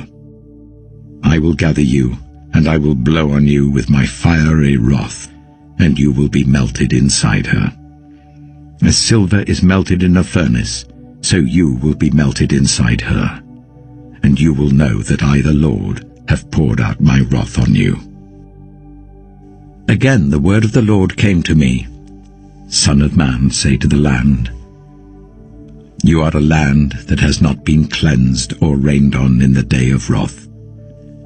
There is a conspiracy of her princes within her, like a roaring lion tearing its prey. They devour people, take treasures and precious things, and make many widows within her. Her priests do violence to my law and profane my holy things. They do not distinguish between the holy and the common. They teach that there is no difference between the unclean and the clean, and they shut their eyes to the keeping of my Sabbaths, so that I am profaned among them. Her officials within her are like wolves tearing their prey. They shed blood and kill people to make unjust gain.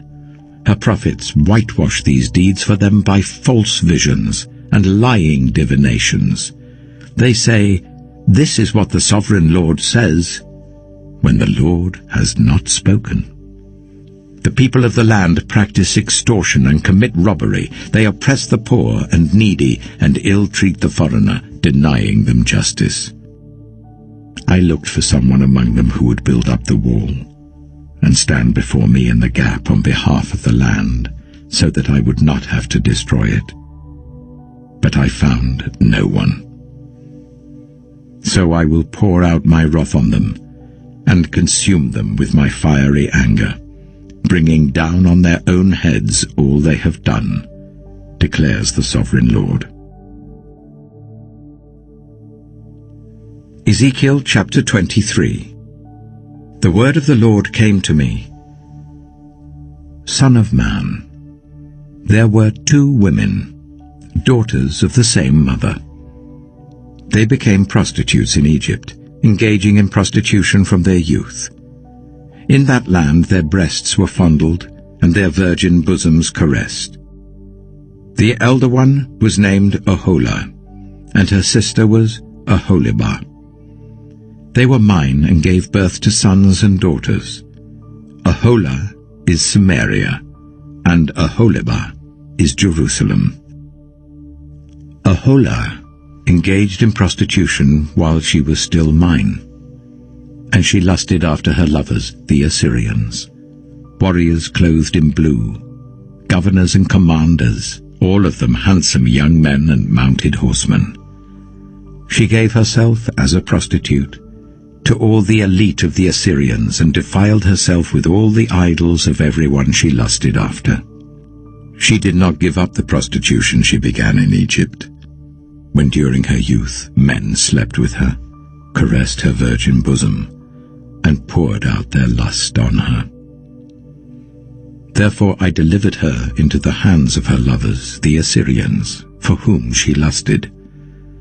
They stripped her naked, took away her sons and daughters, and killed her with the sword.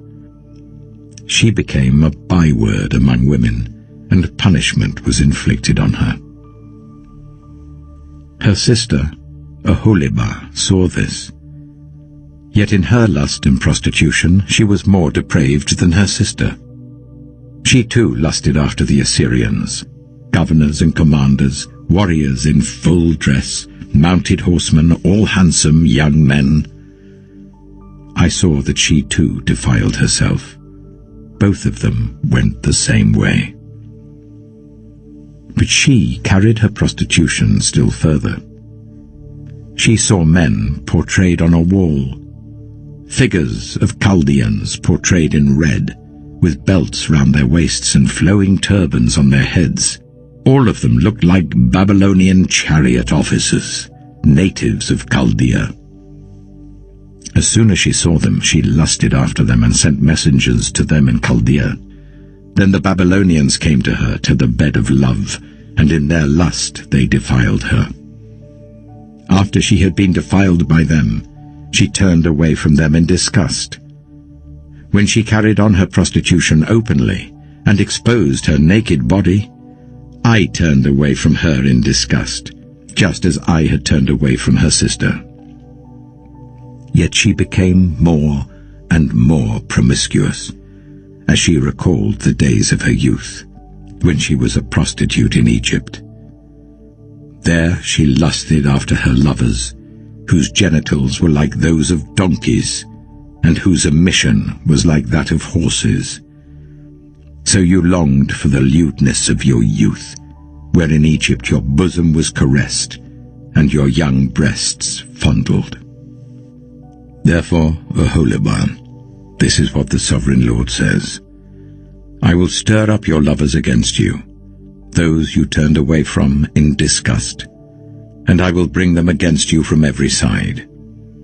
The Babylonians and all the Chaldeans, the men of Pekod and Shoa and Koa, and all the Assyrians with them, handsome young men, all of them governors and commanders, chariot officers and men of high rank, all mounted on horses. They will come against you with weapons, chariots and wagons, and with a throng of people. They will take up positions against you on every side with large and small shields and with helmets. I will turn you over to them for punishment, and they will punish you according to their standards. I will direct my jealous anger against you, and they will deal with you in fury. They will cut off your noses and your ears, and those of you who are left will fall by the sword.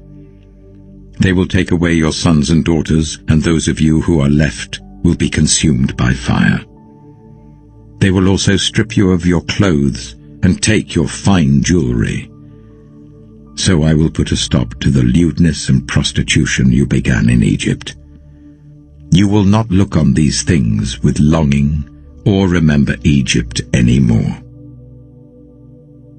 For this is what the Sovereign Lord says: I am about to deliver you into the hands of those you hate, to those you turned away from in disgust.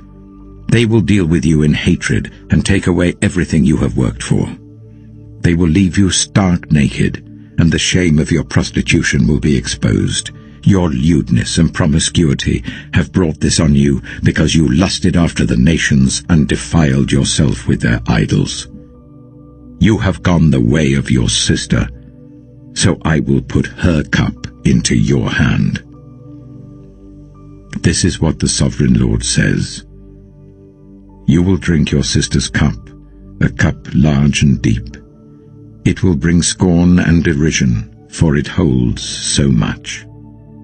You will be filled with drunkenness and sorrow, the cup of ruin and desolation, the cup of your sister Samaria. You will drink it and drain it dry, and chew on its pieces, and you will tear your breasts.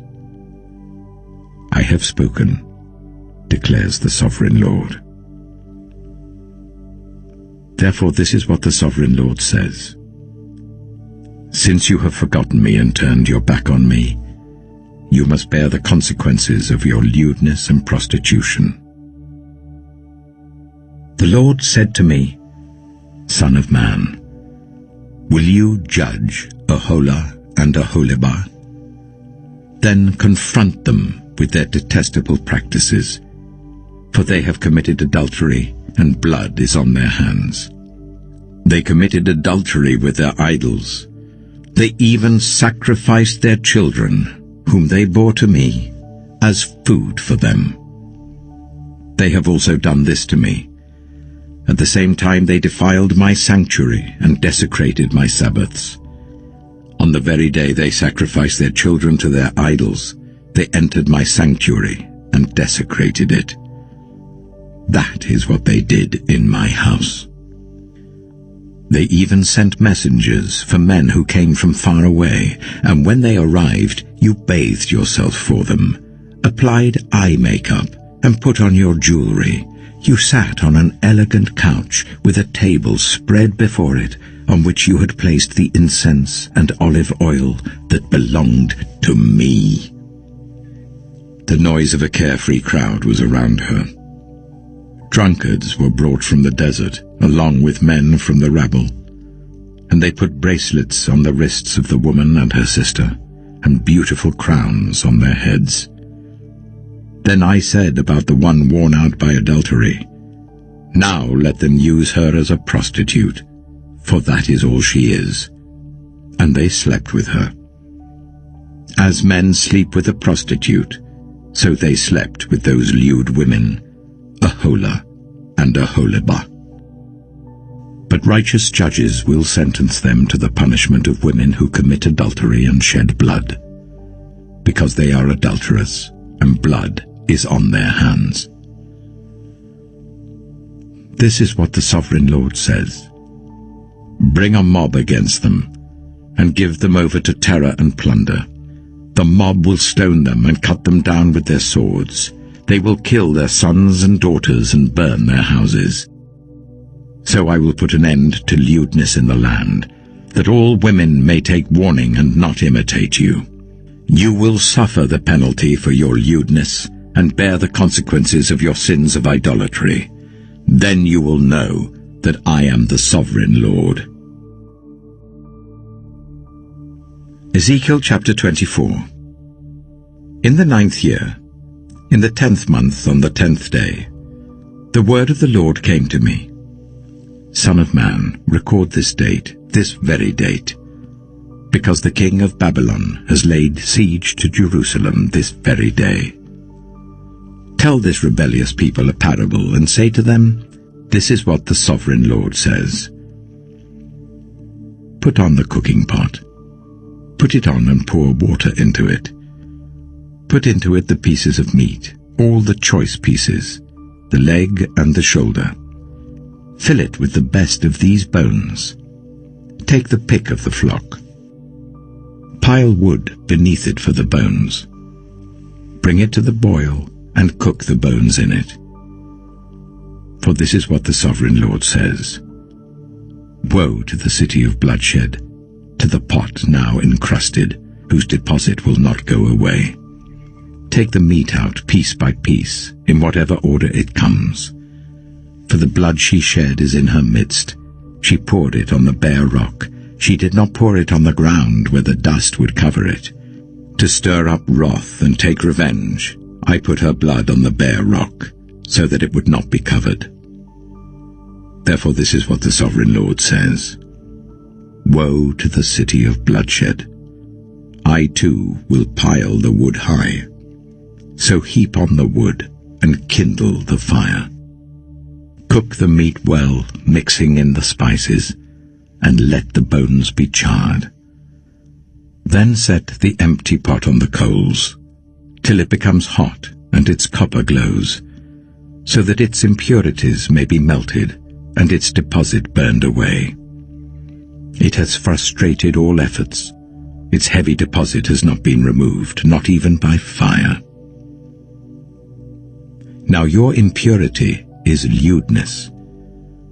Because I tried to cleanse you, but you would not be cleansed from your impurity, you will not be clean again until my wrath against you has subsided. I, the Lord, have spoken. The time has come for me to act. I will not hold back. I will not have pity, nor will I relent. You will be judged according to your conduct and your actions, declares the sovereign Lord. The word of the Lord came to me.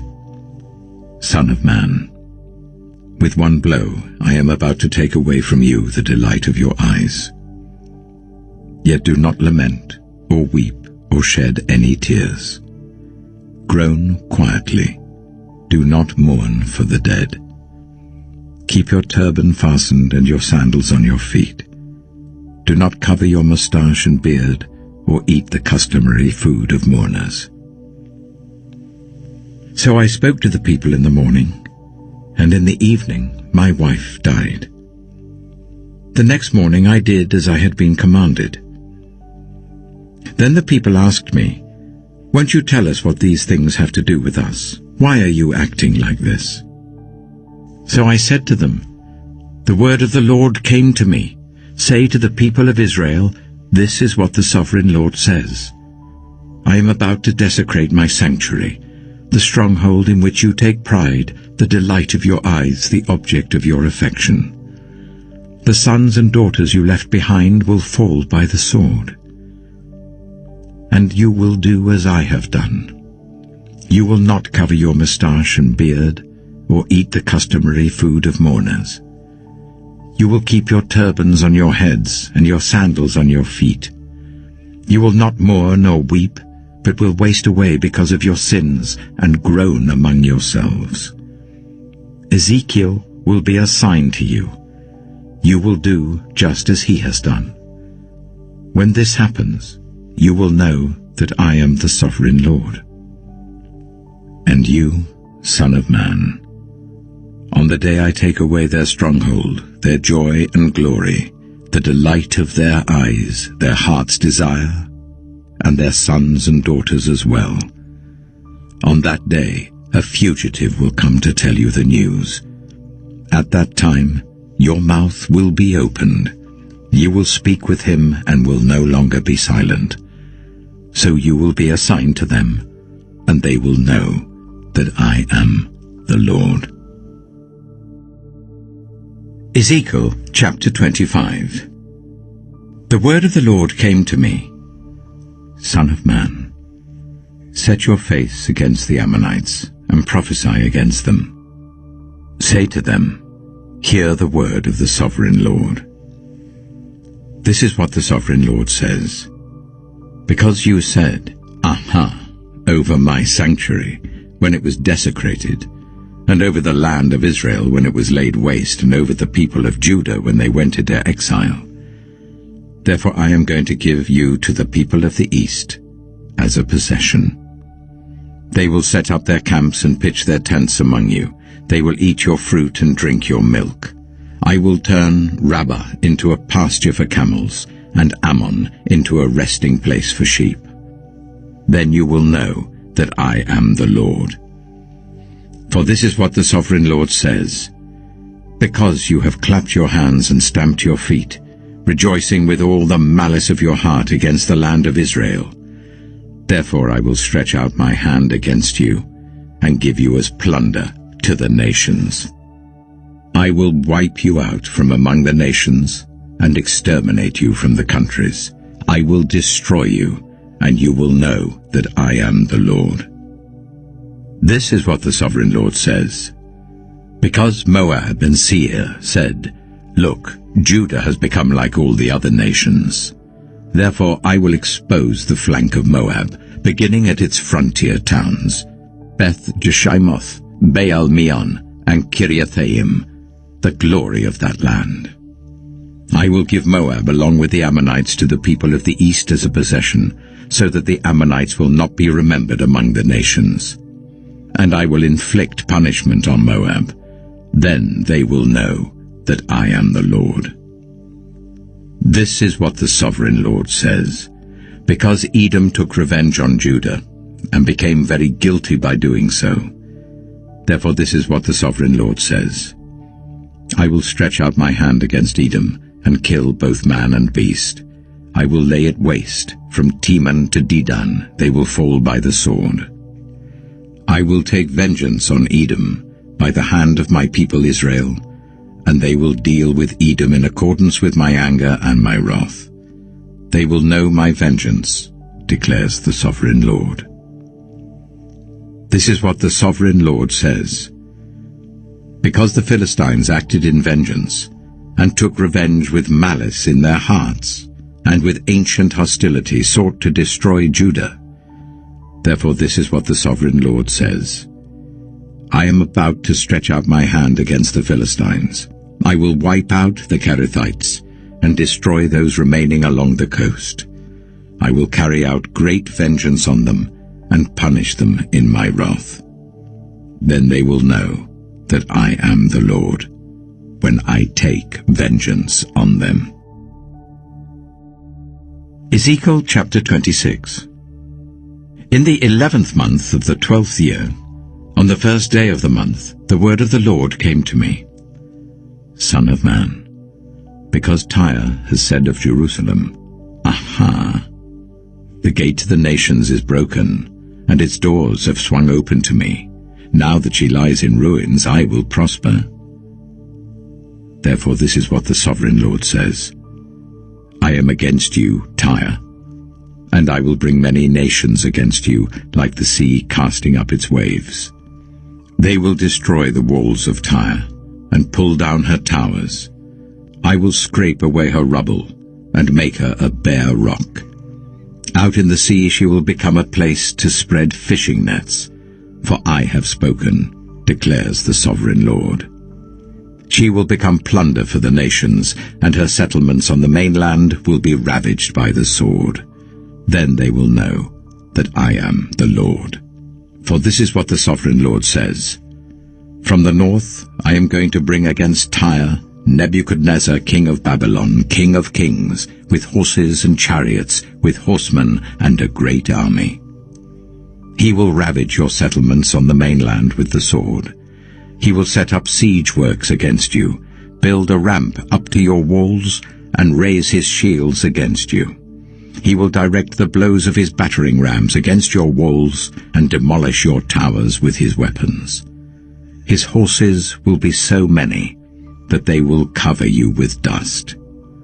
Your walls will tremble at the noise of the war horses, wagons, and chariots when he enters your gates, as men enter a city whose walls have been broken through. The hooves of his horses will trample all your streets. He will kill your people with the sword, and your strong pillars will fall to the ground. They will plunder your wealth and loot your merchandise. They will break down your walls and demolish your fine houses, and throw your stones, timber, and rubble into the sea. I will put an end to your noisy songs, and the music of your harps will be heard no more. I will make you a bare rock, and you will become a place to spread fishing nets. You will never be rebuilt. For I, the Lord, have spoken, declares the sovereign Lord. This is what the sovereign Lord says to Tyre. Will not the coastlands tremble at the sound of your fall, when the wounded groan and the slaughter takes place in you? Then all the princes of the coast will step down from their thrones and lay aside their robes and take off their embroidered garments. Clothed with terror, they will sit on the ground, trembling every moment, appalled at you. Then they will take up a lament concerning you, and say to you, "How you are destroyed, city of renown, peopled by men of the sea. You were a power on the seas, you and your citizens. You put your terror on all who lived there.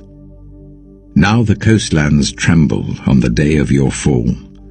The islands in the sea are terrified at your collapse." This is what the Sovereign Lord says. When I make you a desolate city, like cities no longer inhabited, and when I bring the ocean depths over you and its vast waters cover you, then I will bring you down with those who go down to the pit, to the people of long ago. I will make you dwell in the earth below as in ancient ruins, with those who go down to the pit, and you will not return or take your place in the land of the living. I will bring you to a horrible end, and you will be no more. You will be sought, but you will never again be found, declares the Sovereign Lord. Ezekiel chapter 27. The word of the Lord came to me, "Son of man, take up a lament concerning Tyre. Say to Tyre, situated at the gateway to the sea, merchant of peoples on many coasts, this is what the Sovereign Lord says. You say, Tyre, I am perfect in beauty. Your domain was on the high seas. Your builders brought your beauty to perfection. They made all your timbers of juniper from Sinir. They took a cedar from Lebanon to make a mast for you. Of oaks from Bashan they made your oars. Of cypress wood from the coasts of Cyprus they made your deck adorned with ivory.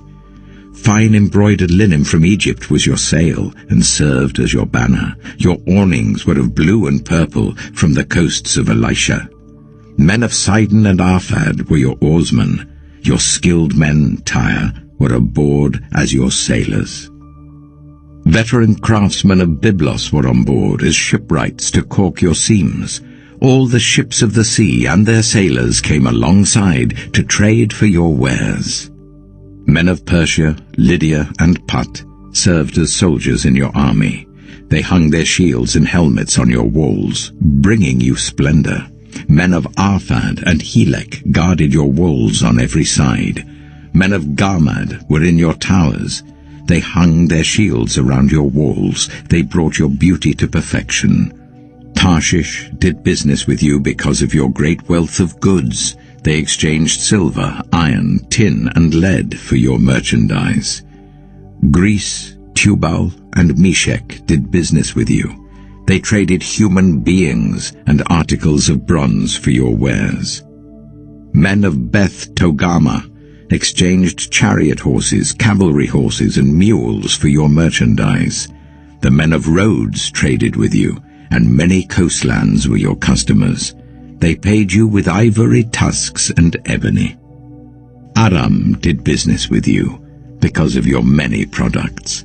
They exchanged turquoise, purple fabric, embroidered work, fine linen, coral, and rubies for your merchandise. Judah and Israel traded with you. They exchanged wheat from Minnith and confections, honey, olive oil, and balm for your wares. Damascus did business with you because of your many products and great wealth of goods. They offered wine from Helbon, wool from Zahar, and casks of wine from Izal in exchange for your wares. Wrought iron, cassia, and calamus. Dedan traded in saddle blankets with you. Arabia and all the princes of Kedar were your customers. They did business with you in lambs, rams, and goats. The merchants of Sheba and Reamah traded with you. For your merchandise they exchanged the finest of all kinds of spices and precious stones and gold. Haran, Canaan, and Eden, and merchants of Sheba, Ashur, and Gilmad traded with you. In your marketplace they traded with you beautiful garments, blue fabric, embroidered work, and multicolored rugs with cords twisted and tightly knotted. The ships of Tarshish serve as carriers for your wares. You are filled with heavy cargo as you sail the sea. Your oarsmen take you out to the high seas. But the east wind will break you to pieces far out at sea. Your wealth, merchandise and wares, your mariners, sailors and shipwrights, your merchants and all your soldiers and everyone else on board will sink into the heart of the sea on the day of your shipwreck. The shorelands will quake when your sailors cry out. All who handle the oars will abandon their ships. The mariners and all the sailors will stand on the shore. They will raise their voice and cry bitterly over you. They will sprinkle dust on their heads and roll in ashes. They will shave their heads because of you and will put on sackcloth. They will weep over you with anguish of soul and with bitter mourning. As they wail and mourn over you, they will take up a lament concerning you. Who was ever silenced like Tyre, surrounded by the sea? When your merchandise went out on the seas, you satisfied many nations. With your great wealth and your wares, you enriched the kings of the earth. Now you are shattered by the sea in the depths of the waters. Your wares and all your company have gone down with you. All who live in the coastlands are appalled at you. Their kings shudder with horror, and their faces are distorted with fear. The merchants among the nations scoff at you. You have come to a horrible end, and will be no more. Ezekiel chapter 28. The word of the Lord came to me.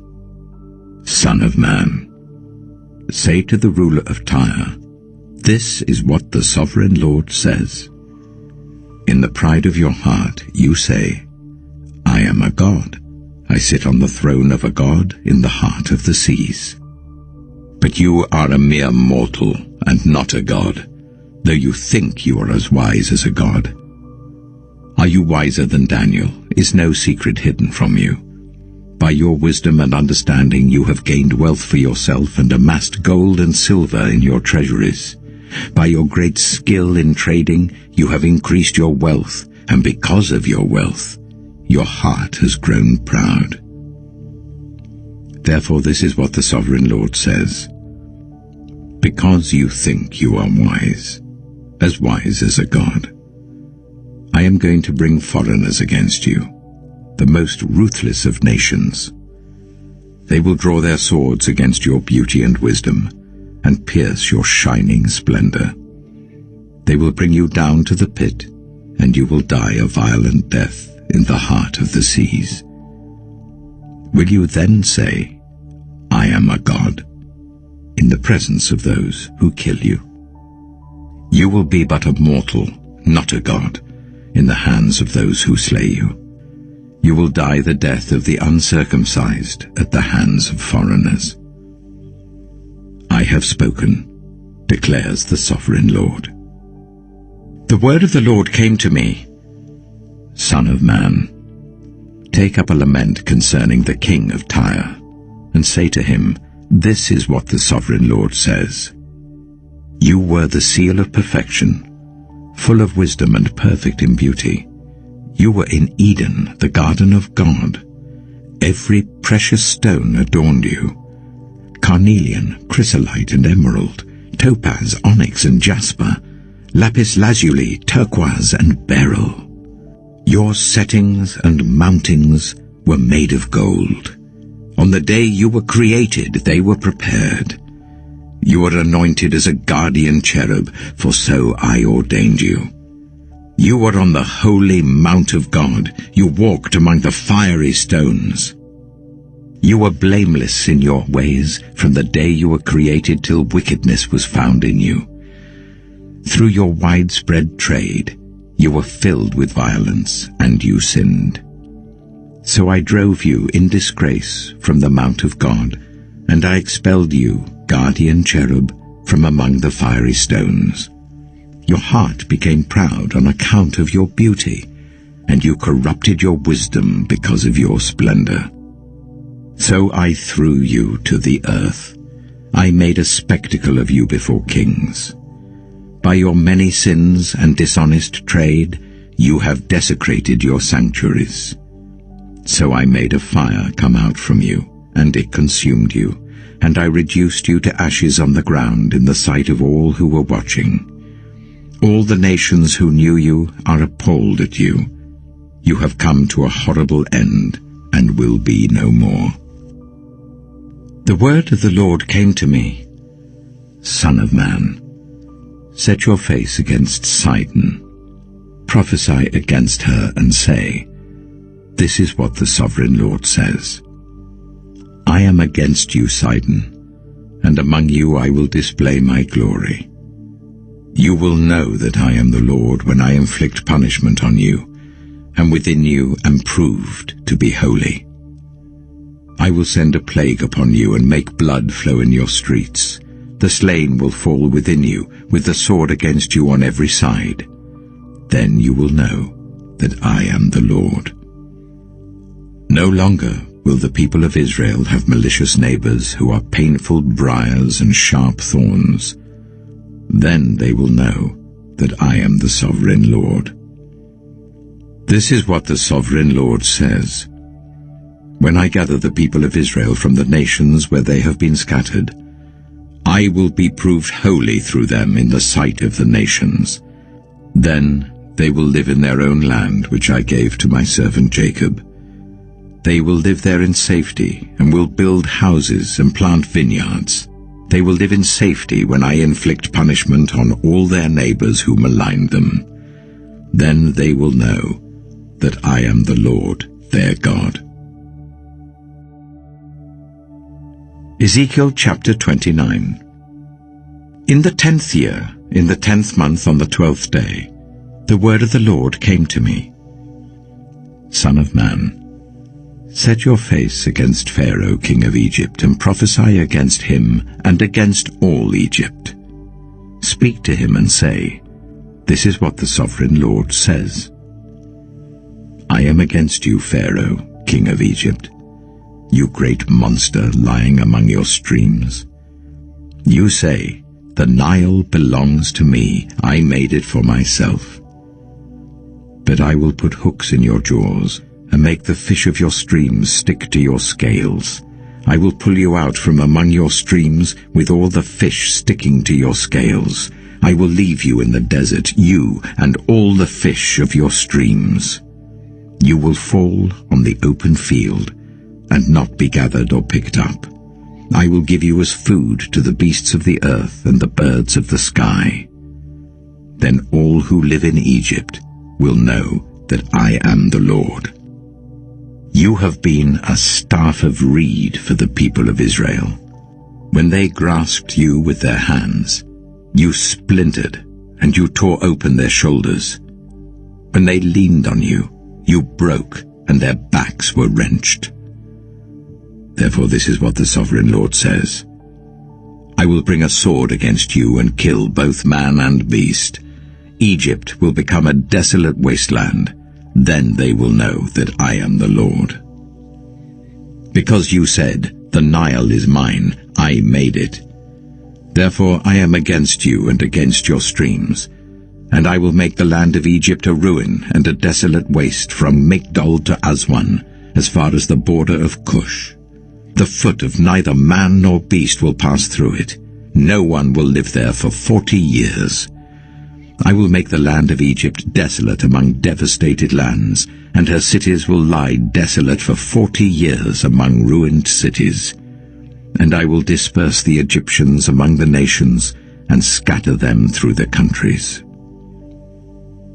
Yet this is what the sovereign Lord says. At the end of 40 years, I will gather the Egyptians from the nations where they were scattered. I will bring them back from captivity and return them to Upper Egypt, the land of their ancestry. There they will be a lowly kingdom. It will be the lowliest of kingdoms, and will never again exalt itself above the other nations. I will make it so weak that it will never again rule over the nations. Egypt will no longer be a source of confidence for the people of Israel, but will be a reminder of their sin in turning to her for help. Then they will know that I am the sovereign Lord. In the 27th year, in the first month on the first day, the word of the Lord came to me. Son of man, Nebuchadnezzar, king of Babylon, drove his army in a hard campaign against Tyre. Every head was rubbed bare and every shoulder made raw. Yet he and his army got no reward from the campaign he led against Tyre. Therefore this is what the sovereign Lord says. I am going to give Egypt to Nebuchadnezzar, king of Babylon, and he will carry off its wealth. He will loot and plunder the land as pay for his army. I have given him Egypt as a reward for his efforts, because he and his army did it for me, declares the sovereign Lord.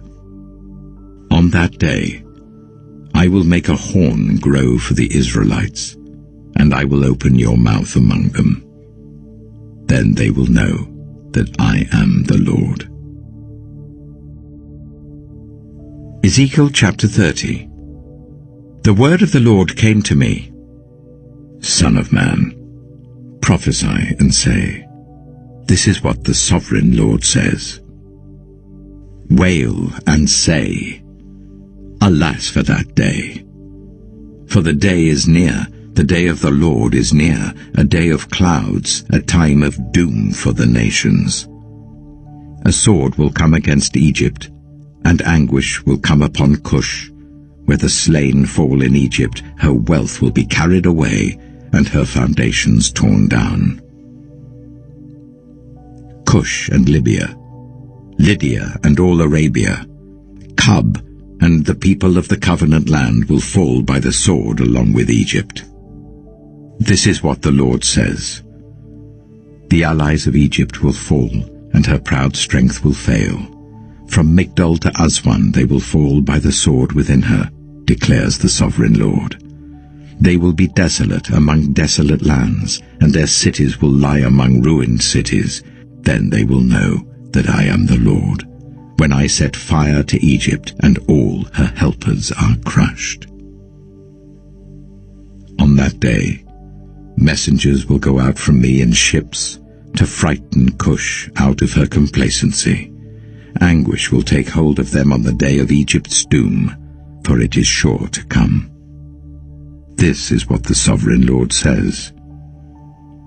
I will put an end to the hordes of Egypt by the hand of Nebuchadnezzar, king of Babylon. He and his army, the most ruthless of nations, will be brought in to destroy the land. They will draw their swords against Egypt and fill the land with the slain. I will dry up the waters of the Nile and sell the land to an evil nation. By the hand of foreigners I will lay waste the land and everything in it. I, the Lord, have spoken. This is what the sovereign Lord says. I will destroy the idols and put an end to the images in Memphis. No longer will there be a prince in Egypt, and I will spread fear throughout the land. I will lay waste Upper Egypt, set fire to Zoan, and inflict punishment on Thebes. I will pour out my wrath on Pelusium, the stronghold of Egypt, and wipe out the hordes of Thebes. I will set fire to Egypt. Pelusium will writhe in agony. Thebes will be taken by storm. Memphis will be in constant distress. The young men of Heliopolis and Bubastis will fall by the sword, and the cities themselves will go into captivity. Dark will be the day at Tahpanhes, when I break the yoke of Egypt. There her proud strength will come to an end. She will be covered with clouds, and her villages will go into captivity. So I will inflict punishment on Egypt, and they will know that I am the Lord. In the 11th year, in the first month on the 7th day, the word of the Lord came to me. Son of man, I have broken the arm of Pharaoh, king of Egypt. It has not been bound up to be healed or put in a splint, so that it may become strong enough to hold a sword. Therefore this is what the sovereign Lord says. I am against Pharaoh, king of Egypt. I will break both his arms, the good arm as well as the broken one, and make the sword fall from his hand. I will disperse the Egyptians among the nations and scatter them through the countries. I will strengthen the arms of the king of Babylon and put my sword in his hand. But I will break the arms of Pharaoh, and he will groan before him like a mortally wounded man. I will strengthen the arms of the king of Babylon, but the arms of Pharaoh will fall limp. Then they will know that I am the Lord, when I put my sword into the hand of the king of Babylon, and he brandishes it against Egypt. I will disperse the Egyptians among the nations and scatter them through the countries. Then they will know that I am the Lord.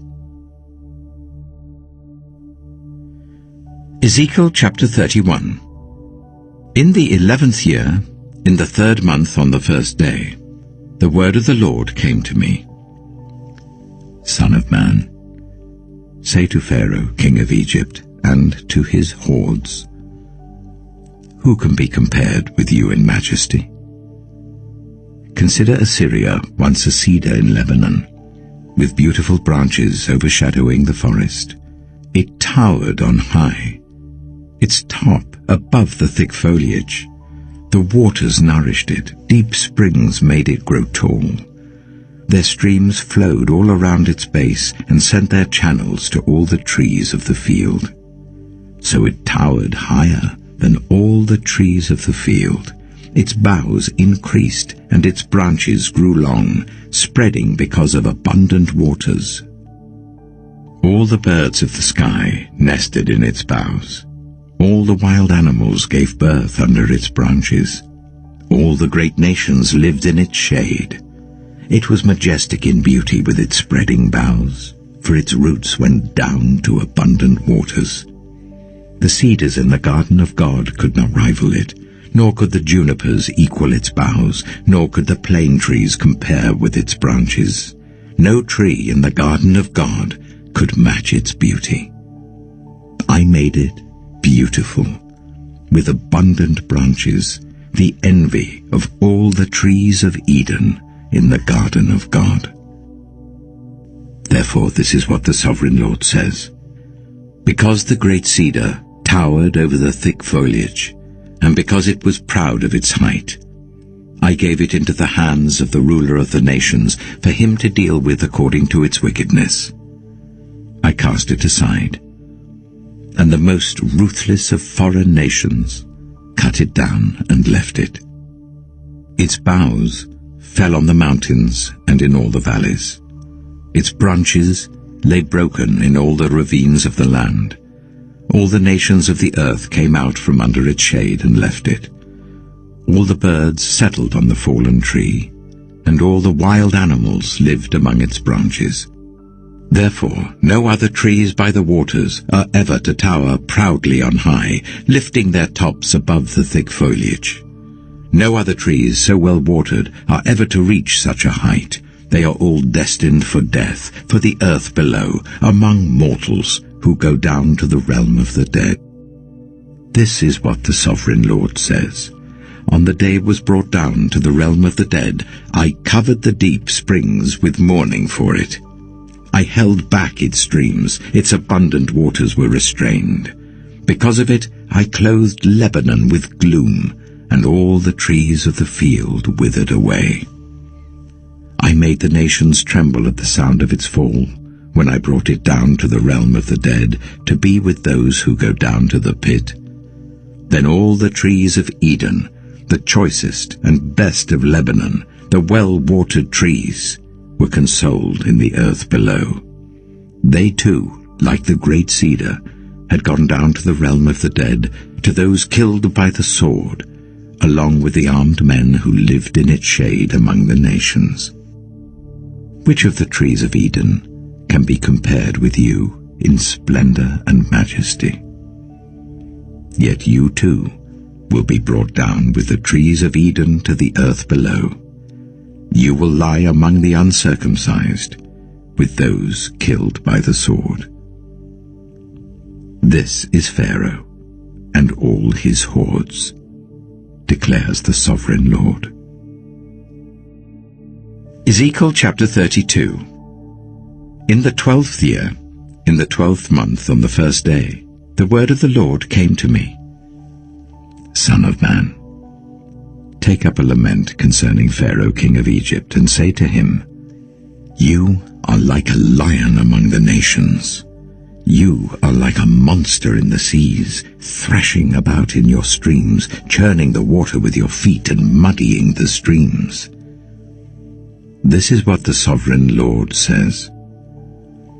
With a great throng of people, I will cast my net over you, and they will haul you up in my net.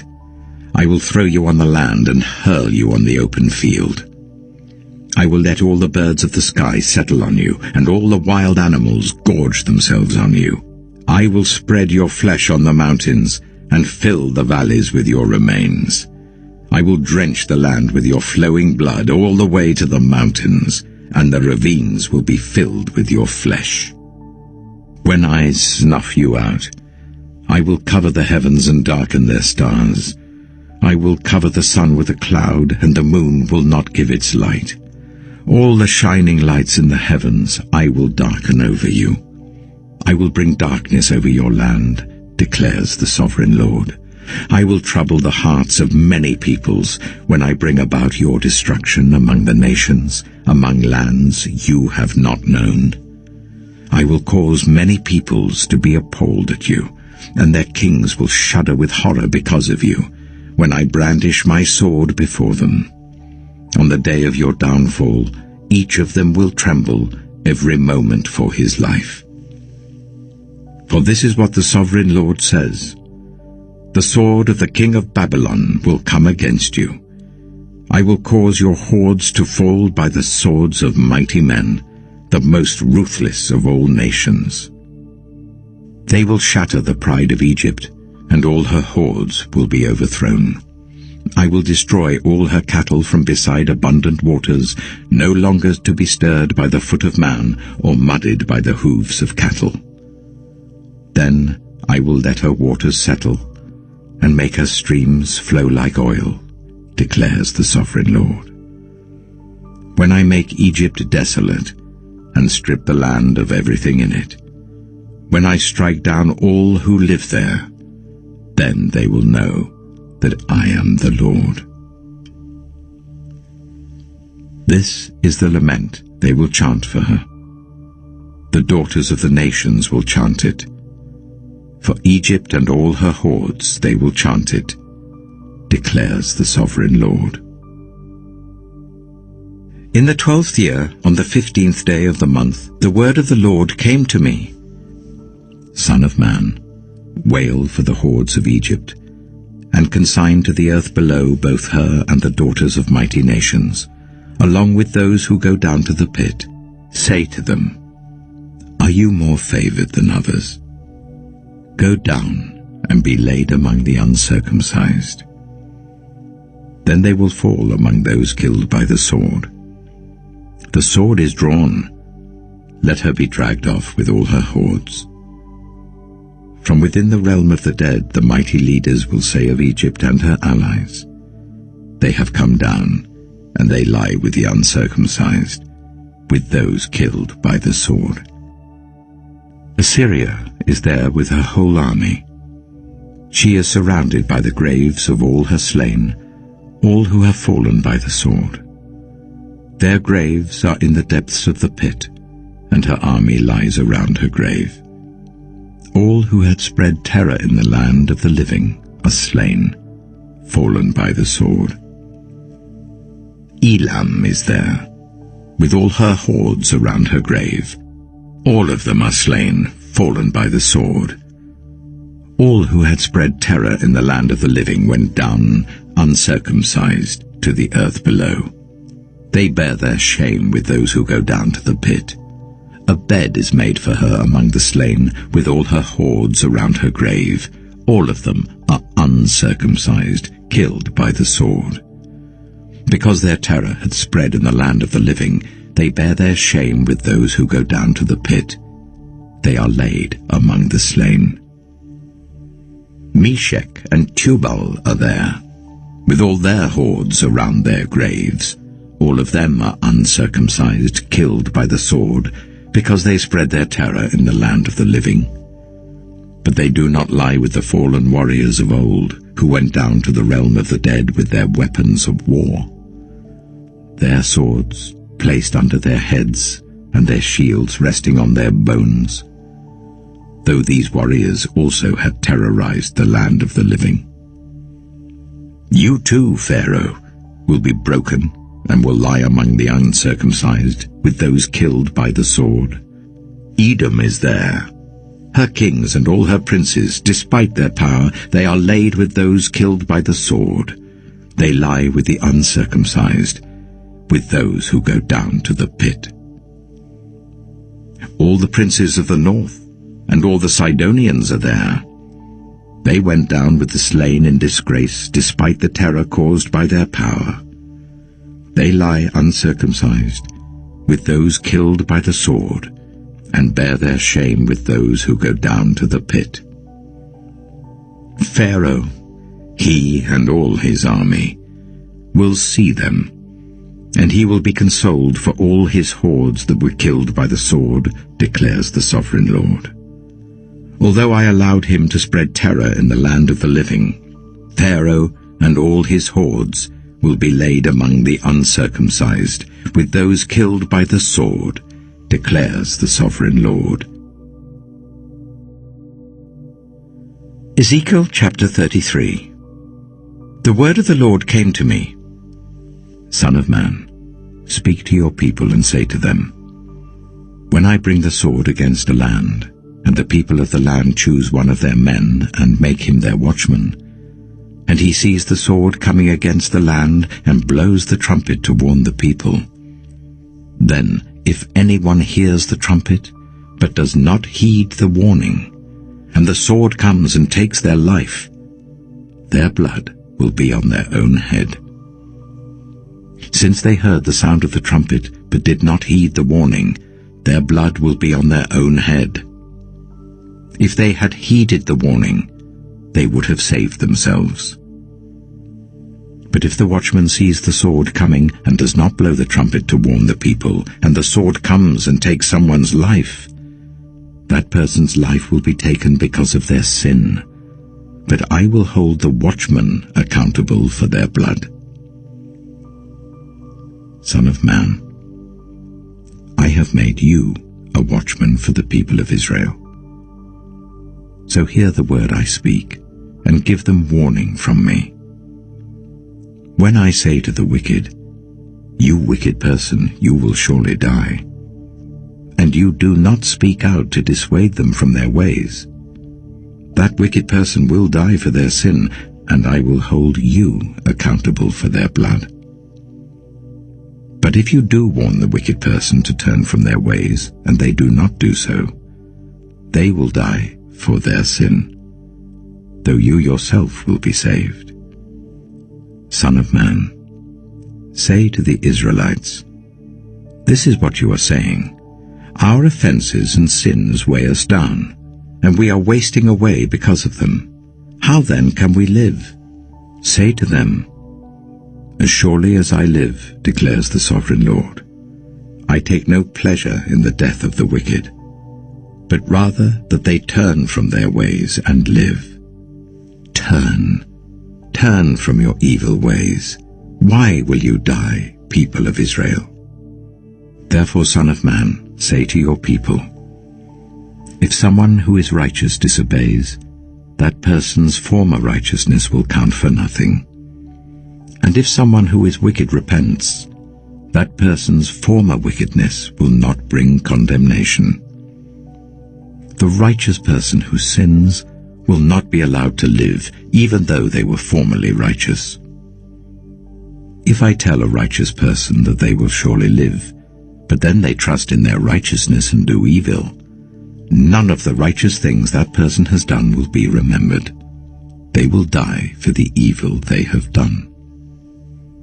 And if I say to a wicked person, you will surely die, But they then turn away from their sin and do what is just and right, if they give back what they took in pledge for a loan, return what they have stolen, follow the decrees that give life, and do no evil, that person will surely live. They will not die. None of the sins that person has committed will be remembered against them. They have done what is just and right. They will surely live. Yet your people say, the way of the Lord is not just.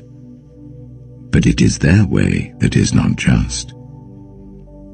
If a righteous person turns from their righteousness and does evil, they will die for it. And if a wicked person turns away from their wickedness and does what is just and right, they will live by doing so. Yet you Israelites say, the way of the Lord is not just. But I will judge each of you according to your own ways. In the 12th year of our exile, in the 10th month on the 5th day, a man who had escaped from Jerusalem came to me and said, the city has fallen. Now the evening before the man arrived, the hand of the Lord was on me, and he opened my mouth before the man came to me in the morning. So my mouth was opened, and I was no longer silent. Then the word of the Lord came to me, Son of man, the people living in those ruins in the land of Israel are saying, Abraham was only one man, yet he possessed the land. But we are many. Surely the land has been given to us as our possession. Therefore say to them, this is what the sovereign Lord says. Since you eat meat with the blood still in it, and look to your idols and shed blood, should you then possess the land? You rely on your sword, you do detestable things, and each of you defiles his neighbor's wife. Should you then possess the land? Say this to them. This is what the sovereign Lord says. As surely as I live, those who are left in the ruins will fall by the sword. Those out in the country I will give to the wild animals to be devoured, and those in strongholds and caves will die of a plague. I will make the land a desolate waste, and her proud strength will come to an end, and the mountains of Israel will become desolate, so that no one will cross them. Then they will know that I am the Lord, when I have made the land a desolate waste because of all the detestable things they have done. As for you, Son of man, your people are talking together about you by the walls and at the doors of their houses, saying to each other, Come and hear the message that has come from the Lord.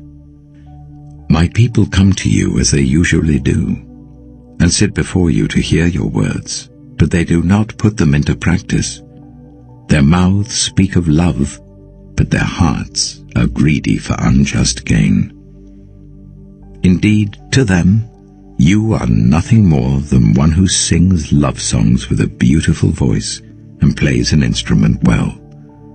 For they hear your words, but do not put them into practice. When all this comes true, and it surely will, then they will know that a prophet has been among them. Ezekiel chapter 34. The word of the Lord came to me. Son of man, prophesy against the shepherds of Israel. Prophesy and say to them, This is what the sovereign Lord says. Woe to you, shepherds of Israel, who only take care of yourselves. Should not shepherds take care of the flock? You eat the curds, clothe yourselves with the wool, and slaughter the choice animals, but you do not take care of the flock. You have not strengthened the weak, or healed those who are ill, or bound up the injured. You have not brought back the strays, or searched for the lost. You have ruled them harshly and brutally. So they were scattered because there was no shepherd. And when they were scattered, they became food for all the wild animals. My sheep wandered over all the mountains and on every high hill. They were scattered over the whole earth, and no one searched or looked for them. Therefore, you shepherds, hear the word of the Lord. As surely as I live, declares the sovereign Lord.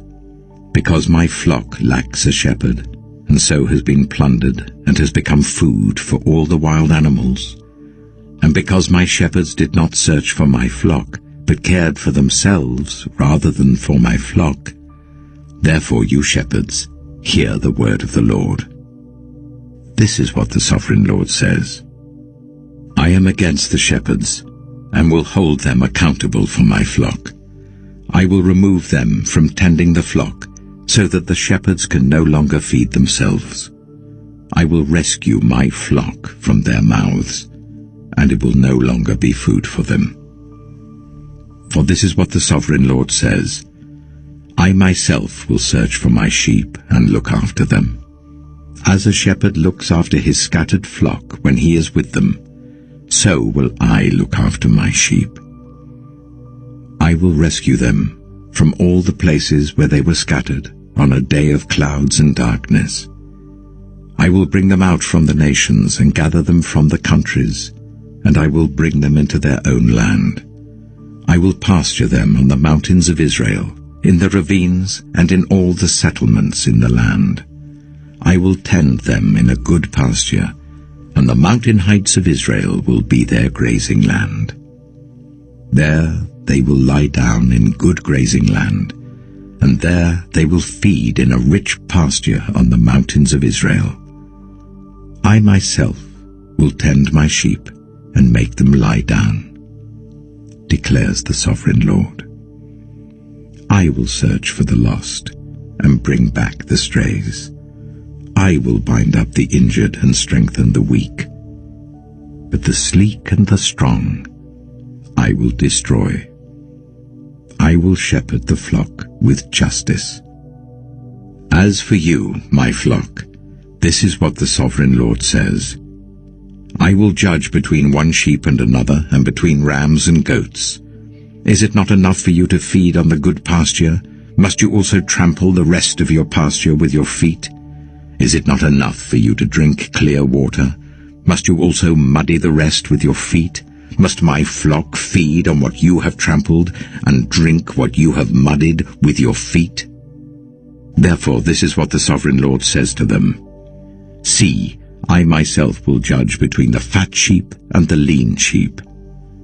Because you shove with flank and shoulder, butting all the weak sheep with your horns until you have driven them away, I will save my flock, and they will no longer be plundered. I will judge between one sheep and another. I will place over them one shepherd, my servant David, and he will tend them. He will tend them and be their shepherd. I, the Lord, will be their God, and my servant David will be prince among them. I, the Lord, have spoken. I will make a covenant of peace with them and rid the land of savage beasts, so that they may live in the wilderness and sleep in the forests in safety. I will make them and the places surrounding my hill a blessing. I will send down showers in season. There will be showers of blessing. The trees will yield their fruit, and the ground will yield its crops.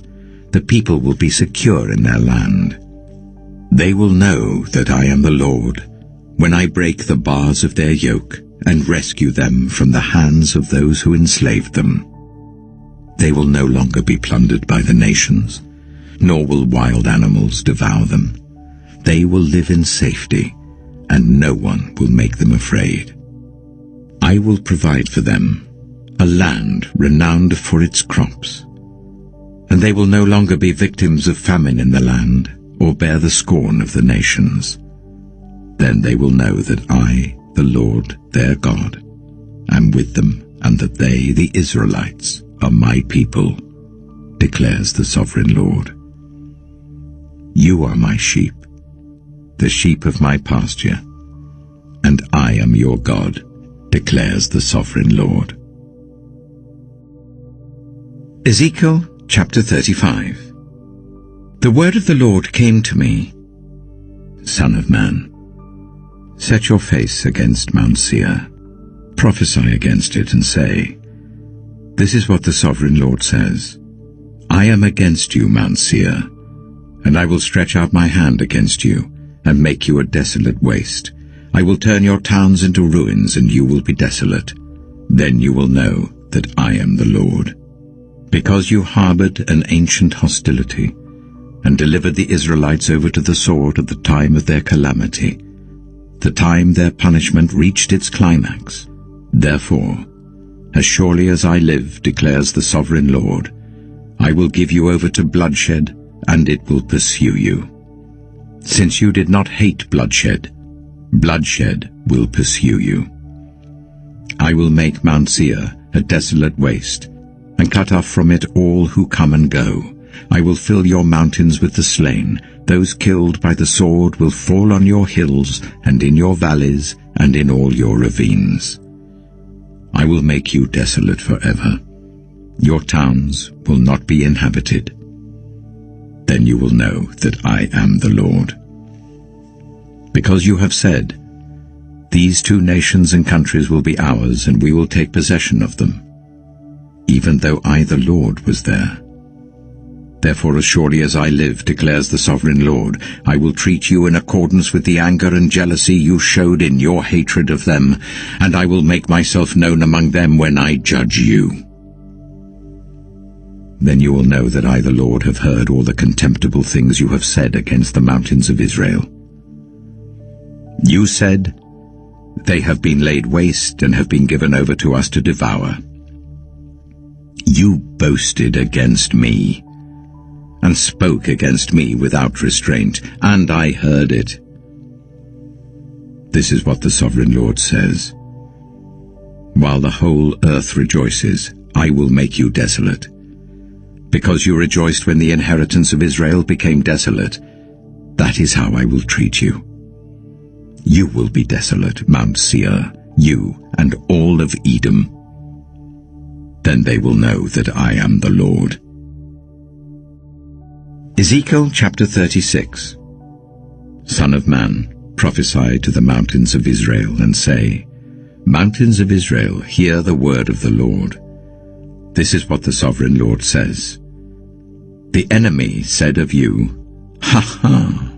The ancient heights have become our possession. Therefore prophesy and say, This is what the sovereign Lord says.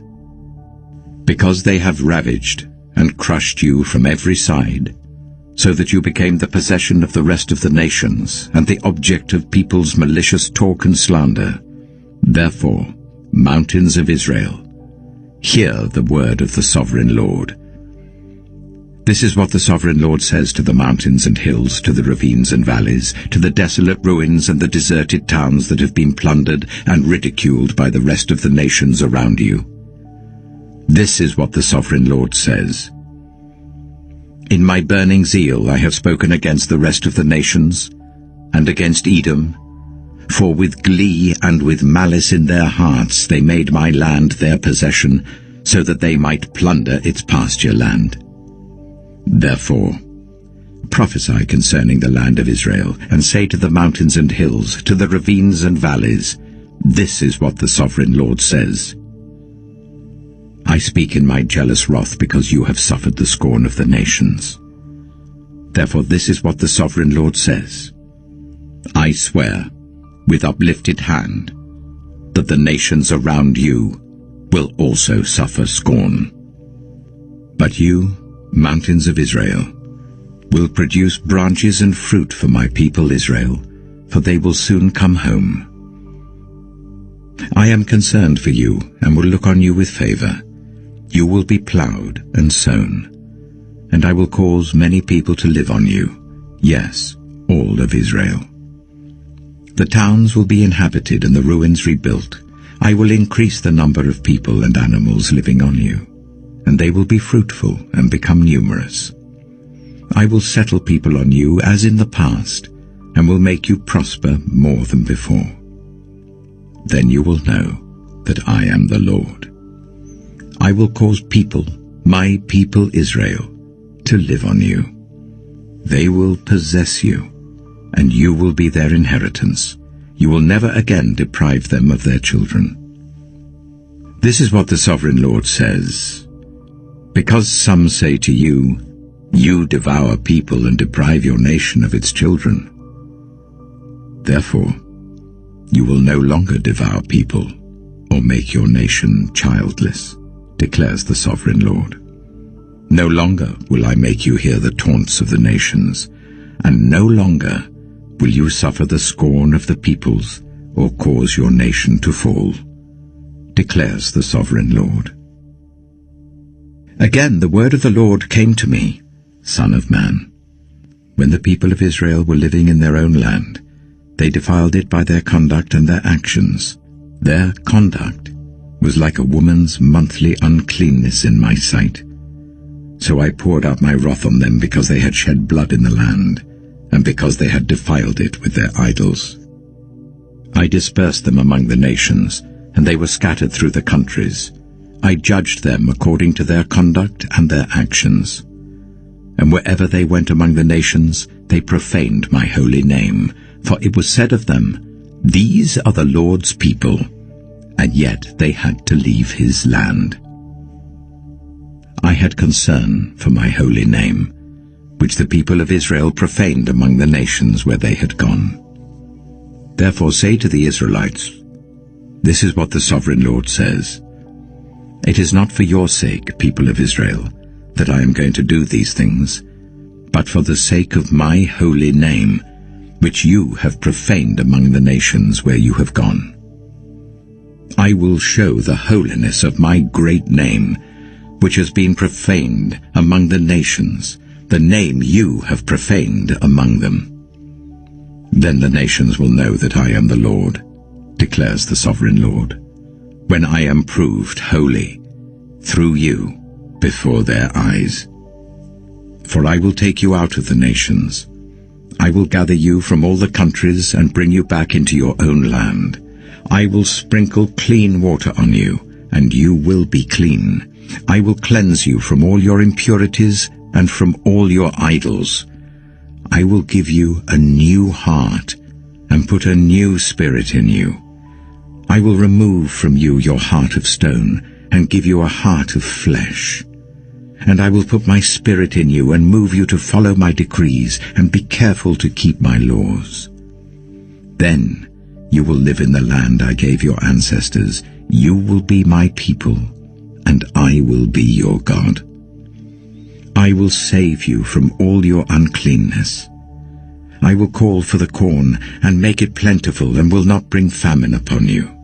I will increase the fruit of the trees and the crops of the field, so that you will no longer suffer disgrace among the nations because of famine. Then you will remember your evil ways and wicked deeds, and you will loathe yourselves for your sins and detestable practices. I want you to know that I am not doing this for your sake, declares the sovereign Lord. Be ashamed and disgraced for your conduct, people of Israel. This is what the sovereign Lord says. On the day I cleanse you from all your sins, I will resettle your towns, and the ruins will be rebuilt.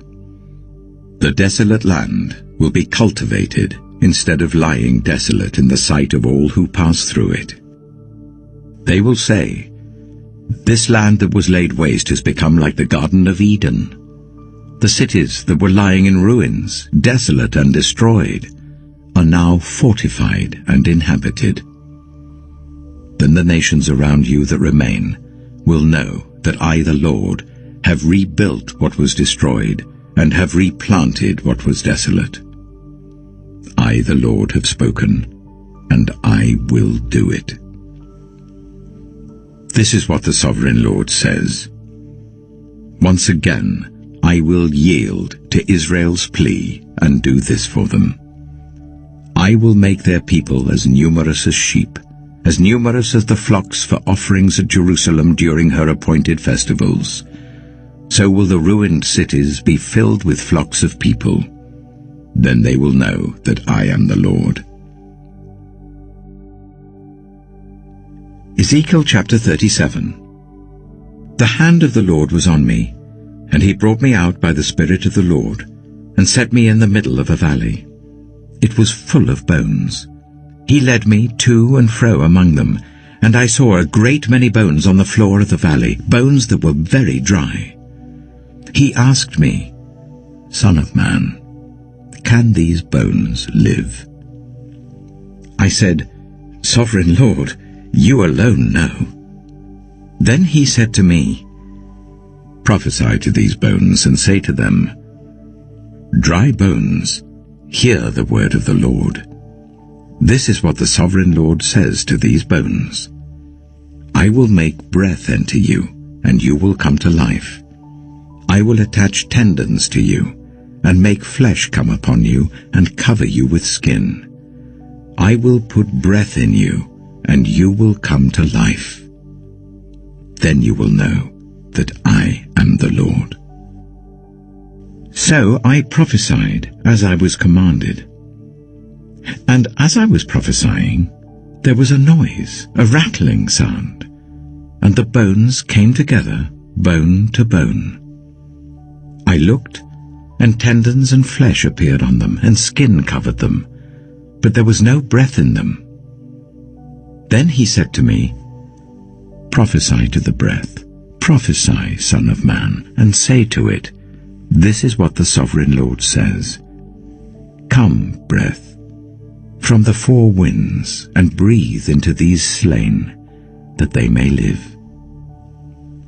So I prophesied as he commanded me, and breath entered them. They came to life, and stood up on their feet, a vast army.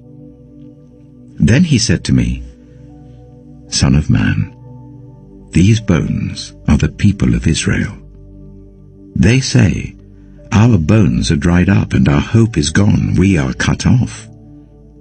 Therefore prophesy and say to them, 'This is what the Sovereign Lord says. My people, I am going to open your graves and bring you up from them. I will bring you back to the land of Israel. Then you, my people, will know that I am the Lord, when I open your graves and bring you up from them. I will put my spirit in you, and you will live, and I will settle you in your own land. Then you will know that I, the Lord, have spoken, and I have done it, declares the Lord." The word of the Lord came to me, "Son of man, take a stick of wood and write on it, 'Belonging to Judah and the Israelites associated with him.' Then take another stick of wood and write on it, 'Belonging to Joseph,' that is, to Ephraim, and all the Israelites associated with him. Join them together into one stick, so that they will become one in your hand. When your people ask you, 'Won't you tell us what you mean by this?' say to them, 'This is what the Sovereign Lord says. I am going to take the stick of Joseph, which is in Ephraim's hand, and of the Israelite tribes associated with him, and join it to Judah's stick. I will make them into a single stick of wood, and they will become one in my hand. Hold before their eyes the sticks you have written on, and say to them, 'This is what the Sovereign Lord says. I will take the Israelites out of the nations where they have gone. I will gather them from all around and bring them back into their own land. I will make them one nation in the land, on the mountains of Israel. There will be one king over all of them, and they will never again be two nations, or be divided into two kingdoms. They will no longer defile themselves with their idols and vile images, or with any of their offenses, for I will save them from all their sinful backsliding, and I will cleanse them. They will be my people, and I will be their God. My servant David will be king over them, and they will all have one shepherd. They will follow my laws and be careful to keep my decrees. They will live in the land I gave to my servant Jacob, the land where your ancestors lived. They and their children and their children's children will live there forever, and David my servant will be their prince forever. I will make a covenant of peace with them. It will be an everlasting covenant. I will establish them and increase their numbers, and I will put my sanctuary among them forever. My dwelling place will be with them. I will be their God, and they will be my people. Then the nations will know that I, the Lord, make Israel holy, when my sanctuary is among them forever. Ezekiel chapter 38.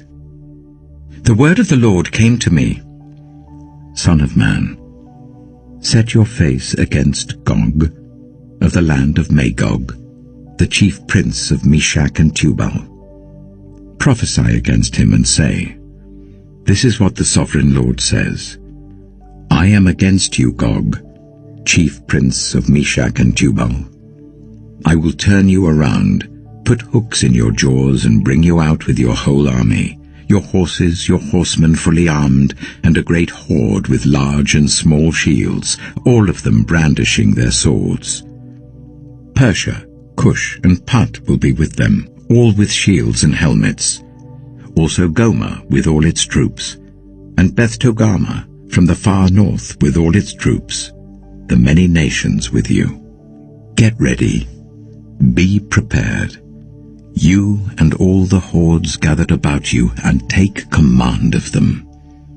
After many days you will be called to arms.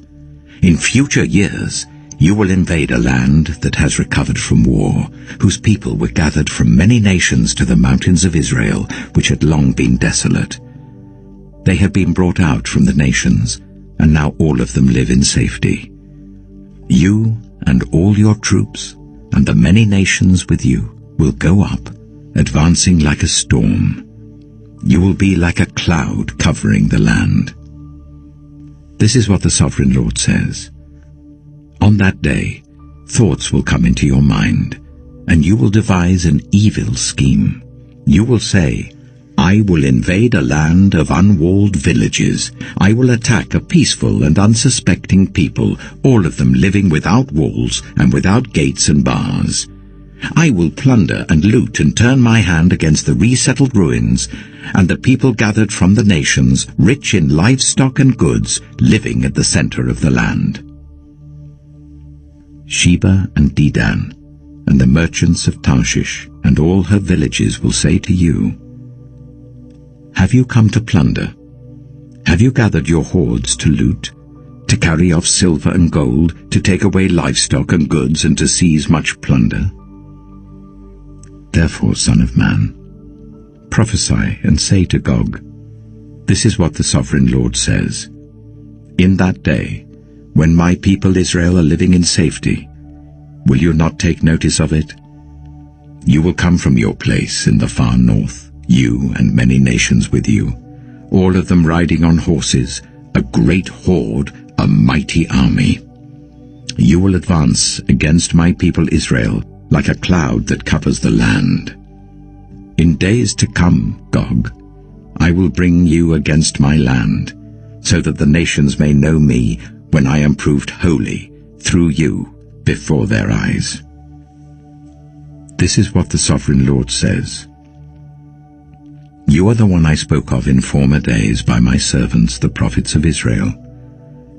At that time, they prophesied for years that I would bring you against them. This is what will happen in that day. When Gog attacks the land of Israel, my hot anger will be aroused, declares the sovereign Lord. In my zeal and fiery wrath, I declare that at that time there shall be a great earthquake in the land of Israel. The fish in the sea, the birds in the sky, the beasts of the field, every creature that moves along the ground, and all the people on the face of the earth will tremble at my presence. The mountains will be overturned, the cliffs will crumble, and every wall will fall to the ground. I will summon a sword against Gog on all my mountains, declares the sovereign Lord. Every man's sword will be against his brother. I will execute judgment on him with plague and bloodshed. I will pour down torrents of rain, hailstones, and burning sulfur on him, and on his troops, and on the many nations with him. And so I will show my greatness and my holiness, and I will make myself known in the sight of many nations. Then they will know that I am the Lord. Ezekiel chapter 39. Son of man, prophesy against Gog, and say, This is what the sovereign Lord says. I am against you, Gog, chief prince of Meshach and Tubal. I will turn you around and drag you along. I will bring you from the far north and send you against the mountains of Israel. Then I will strike your bow from your left hand, and make your arrows drop from your right hand. On the mountains of Israel you will fall, you and all your troops and the nations with you. I will give you as food to all kinds of carrion birds and to the wild animals. You will fall in the open field, for I have spoken, declares the sovereign Lord. I will send fire on Magog and on those who live in safety in the coastlands, and they will know that I am the Lord. I will make known my holy name among my people Israel. I will no longer let my holy name be profaned, and the nations will know that I, the Lord, am the Holy One in Israel. It is coming. It will surely take place, declares the sovereign Lord. This is the day I have spoken of. Then those who live in the towns of Israel will go out and use the weapons for fuel and burn them up, the small and large shields, the bows and arrows, the war clubs and spears. For 7 years they will use them for fuel. They will not need to gather wood from the fields or cut it from the forests, because they will use the weapons for fuel. And they will plunder those who plundered them, and loot those who looted them, declares the sovereign Lord.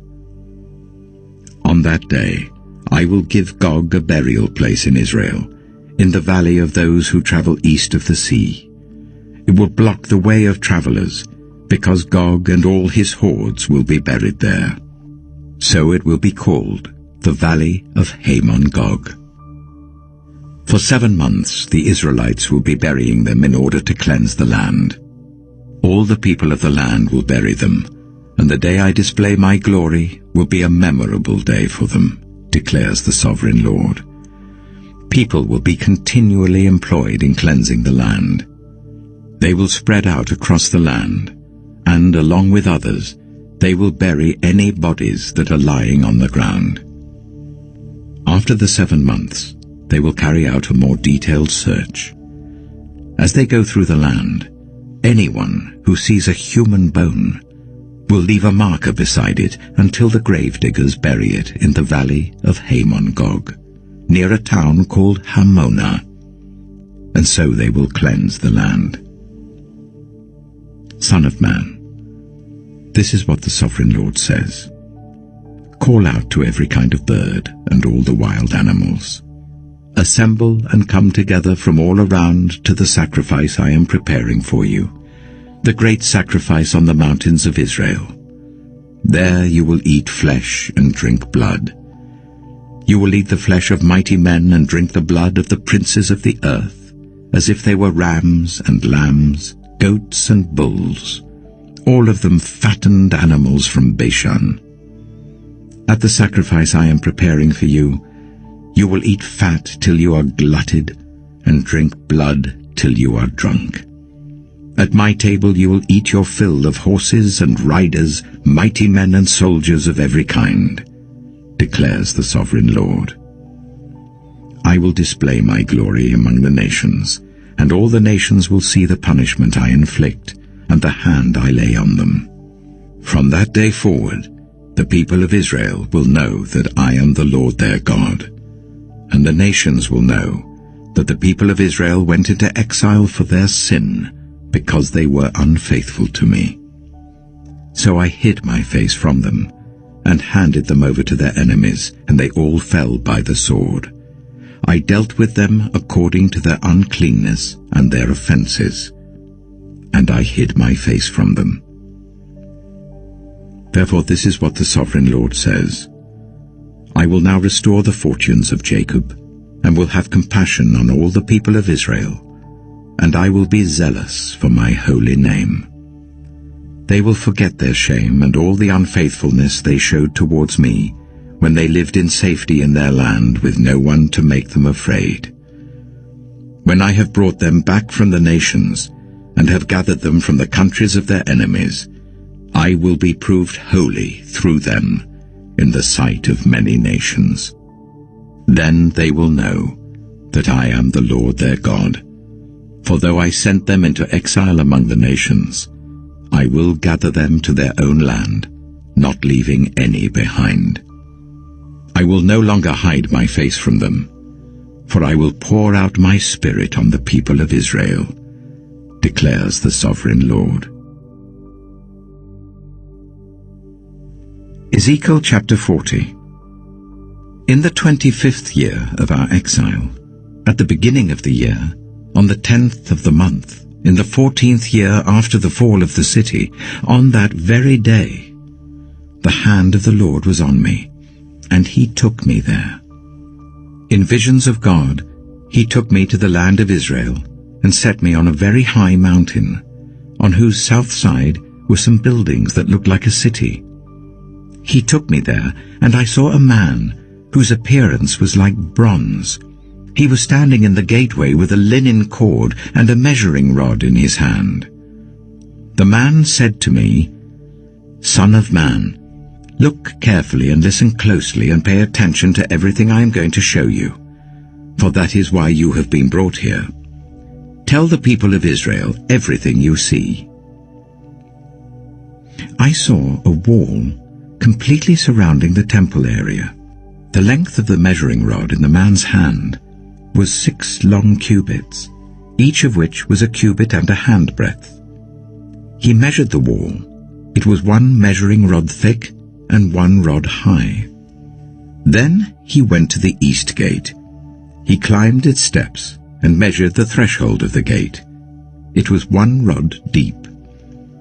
The alcoves for the guards were 1 rod long and 1 rod wide, and the projecting walls between the alcoves were 5 cubits thick, and the threshold of the gate next to the portico facing the temple was 1 rod deep.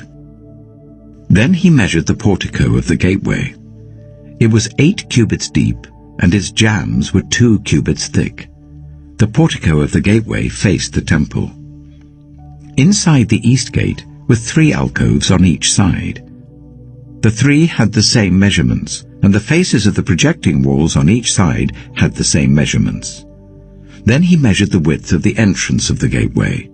It was 10 cubits, and its length was 13 cubits. In front of each alcove was a wall 1 cubit high, and the alcoves were 6 cubits square. Then he measured the gateway from the top of the rear wall of one alcove to the top of the opposite one. The distance was 25 cubits from one parapet opening to the opposite one. He measured along the faces of the projecting walls all around the inside of the gateway 60 cubits. The measurement was up to the portico facing the courtyard. The distance from the entrance of the gateway to the far end of its portico was 50 cubits. The alcoves and the projecting walls inside the gateway were surmounted by narrow parapet openings all round, as was the portico. The openings all round faced inward.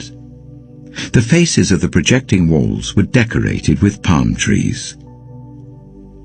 Then he brought me into the outer court. There I saw some rooms and a pavement that had been constructed all round the court. There were 30 rooms along the pavement. It abutted the sides of the gateways, and was as wide as they were long. This was the lower pavement. Then he measured the distance from the inside of the lower gateway to the outside of the inner court. It was 100 cubits on the east side as well as on the north. Then he measured the length and width of the north gate leading into the outer court. Its alcoves, 3 on each side, its projecting walls, and its portico had the same measurements as those of the first gateway. It was 50 cubits long and 25 cubits wide. Its openings, its portico and its palm tree decorations had the same measurements as those of the gate facing east. 7 steps led up to it, with its portico opposite them. There was a gate to the inner court facing the north gate, just as there was on the east. He measured from one gate to the opposite one. It was 100 cubits. Then he led me to the south side, and I saw the south gate. He measured its jambs and its portico, and they had the same measurements as the others. The gateway and its portico had narrow openings all round, like the openings of the others. It was 50 cubits long and 25 cubits wide. 7 steps led up to it, with its portico opposite them. It had palm tree decorations on the faces of the projecting walls on each side. The inner courts also had a gate facing south, and he measured from this gate to the outer gate on the south side. It was 100 cubits. Then he brought me into the inner court, through the south gate, and he measured the south gate. It had the same measurements as the others. Its alcoves, its projecting walls, and its portico had the same measurements as the others. The gateway and its portico had openings all round. It was 50 cubits long and 25 cubits wide. The porticos of the gateways around the inner court were 25 cubits wide and 5 cubits deep. Its portico faced the outer court. Palm trees decorated its jambs, and 8 steps led up to it. Then he brought me to the inner court on the east side, and he measured the gateway. It had the same measurements as the others.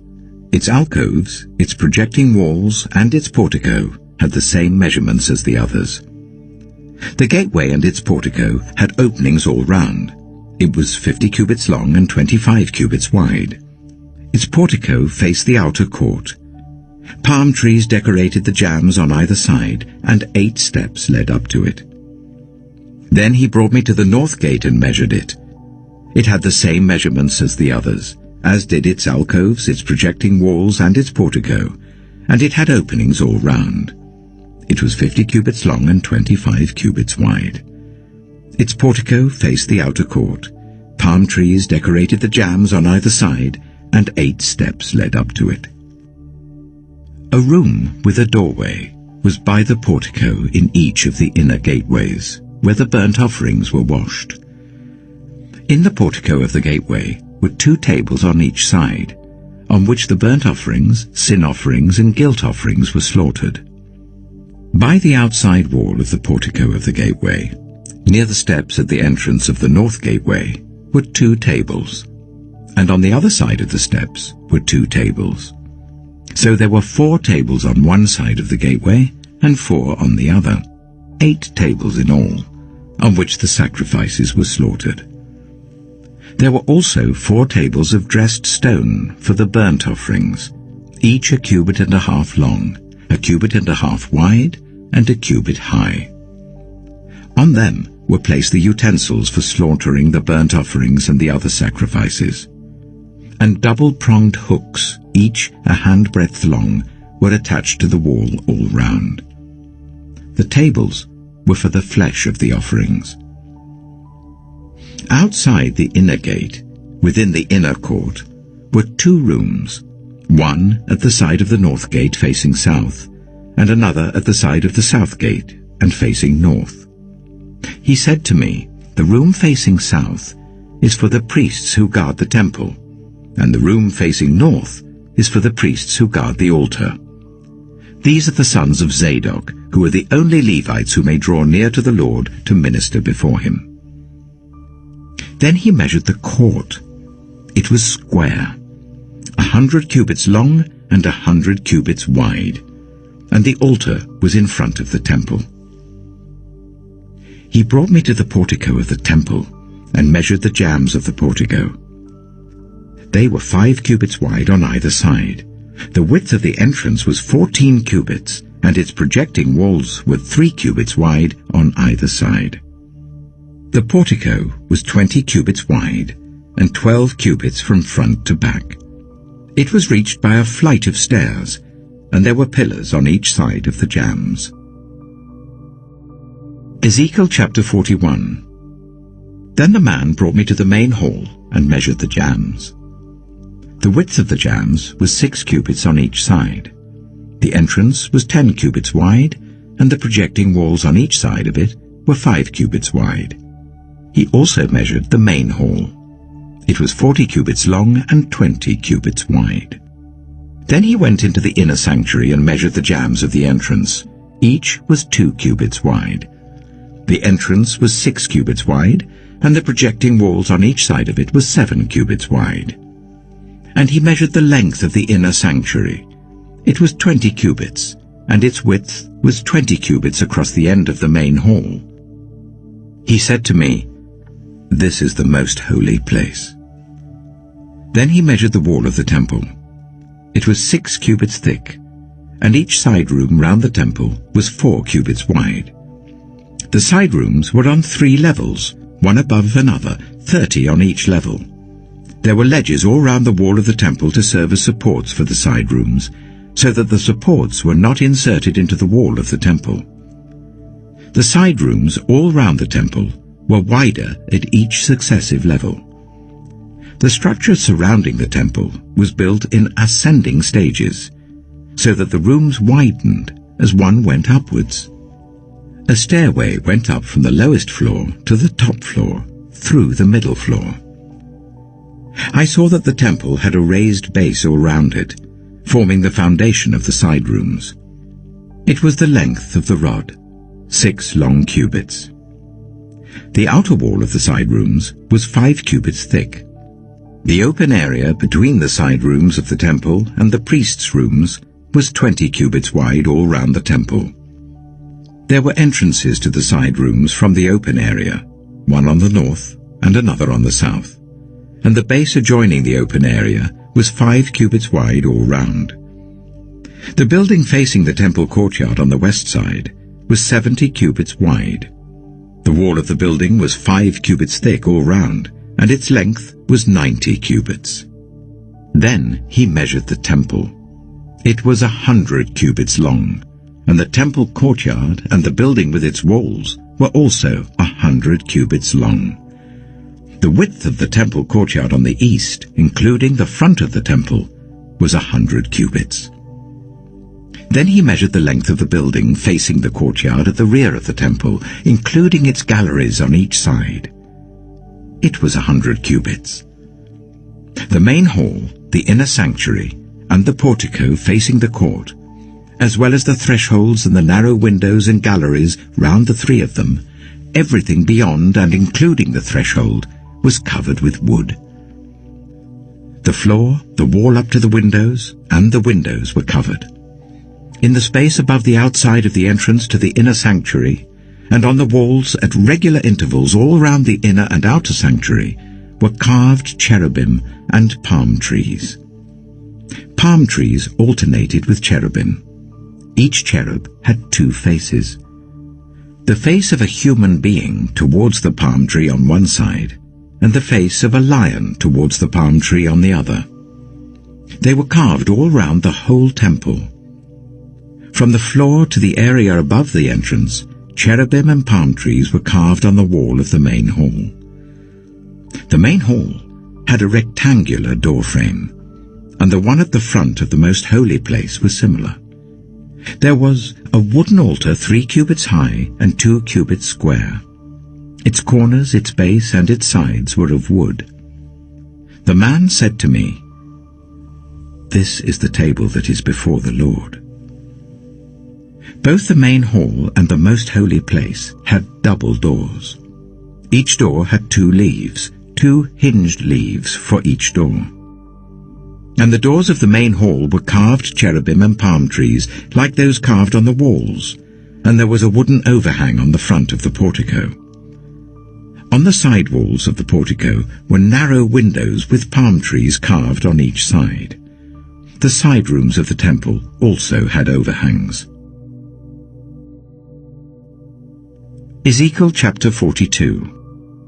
Then the man led me northward into the outer court, and brought me to the rooms opposite the temple courtyard and opposite the outer wall on the north side.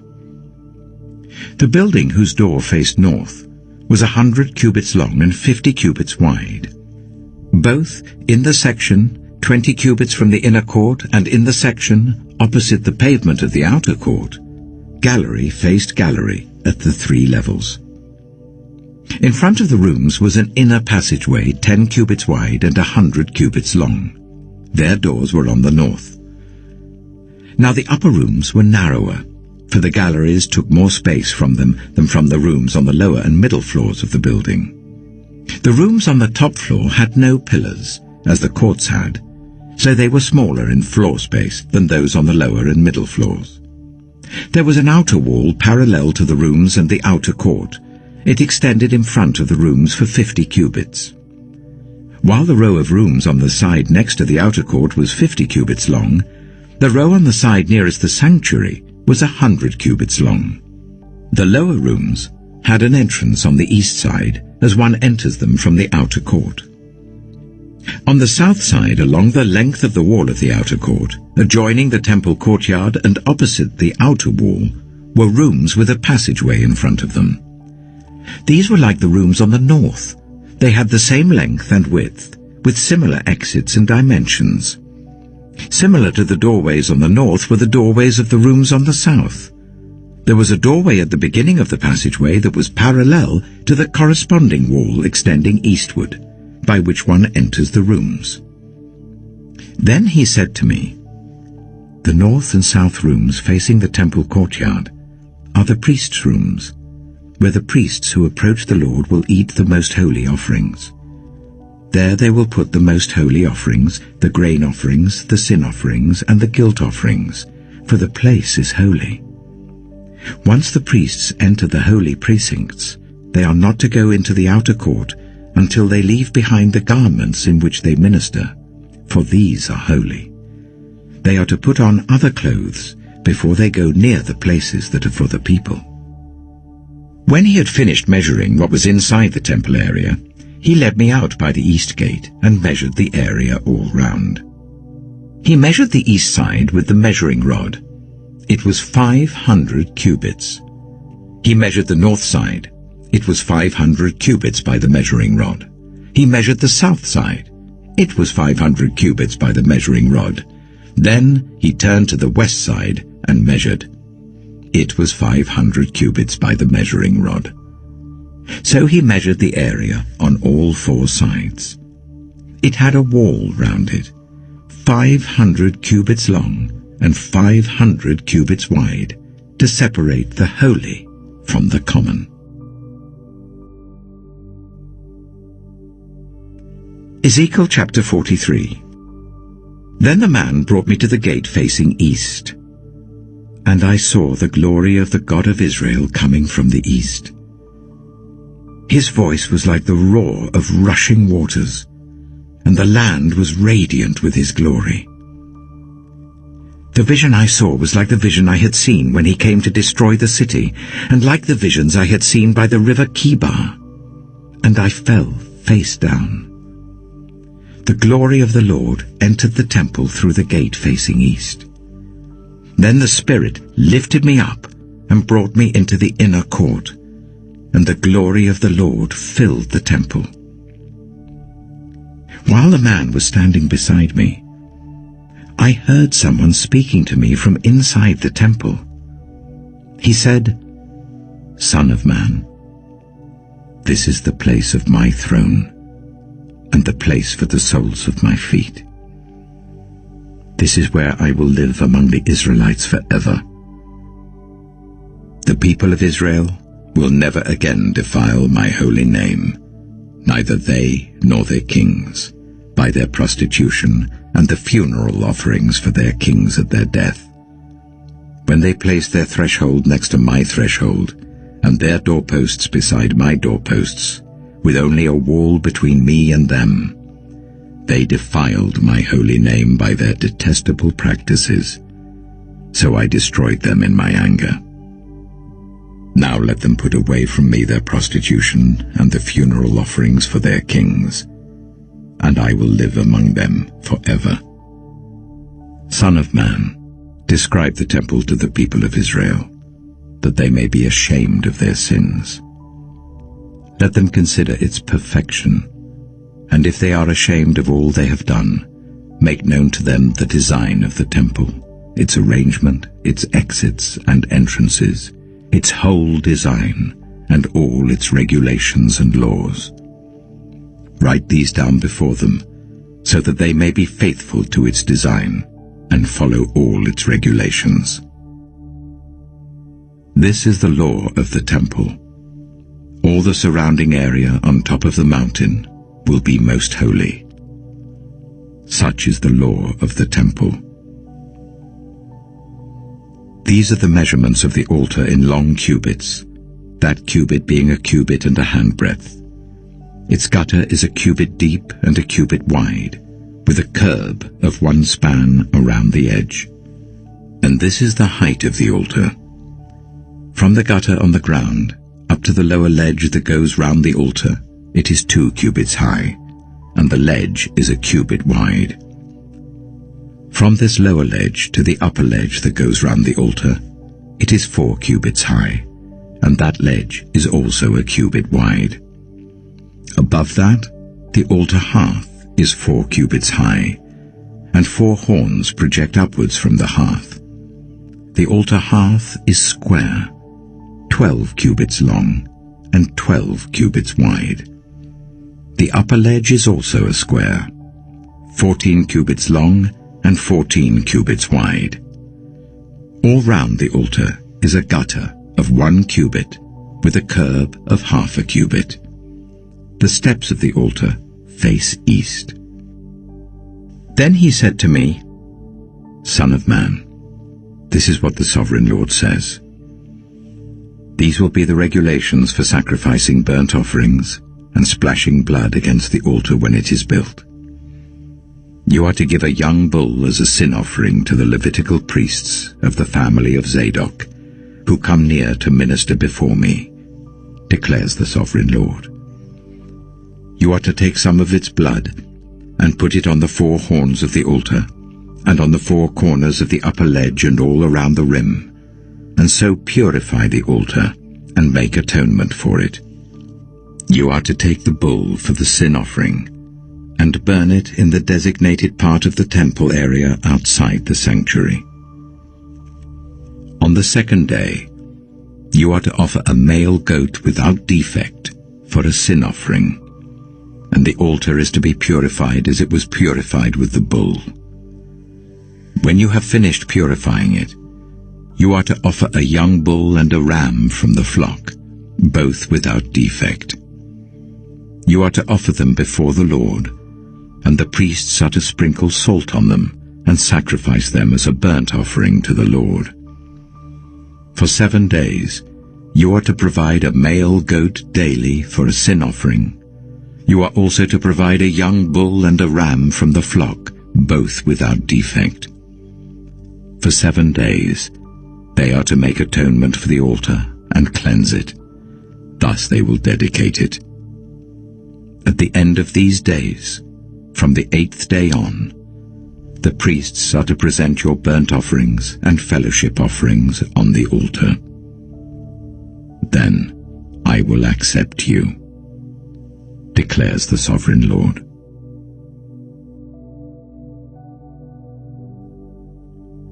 Ezekiel chapter 44.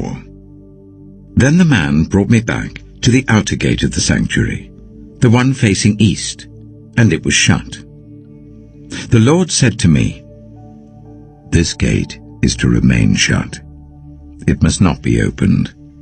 No one may enter through it. It is to remain shut because the Lord, the God of Israel, has entered through it.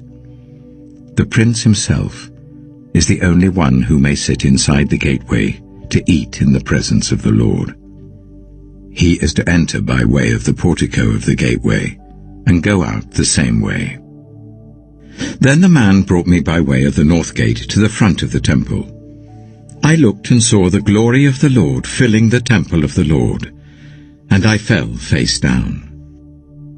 The Lord said to me, Son of man, look carefully.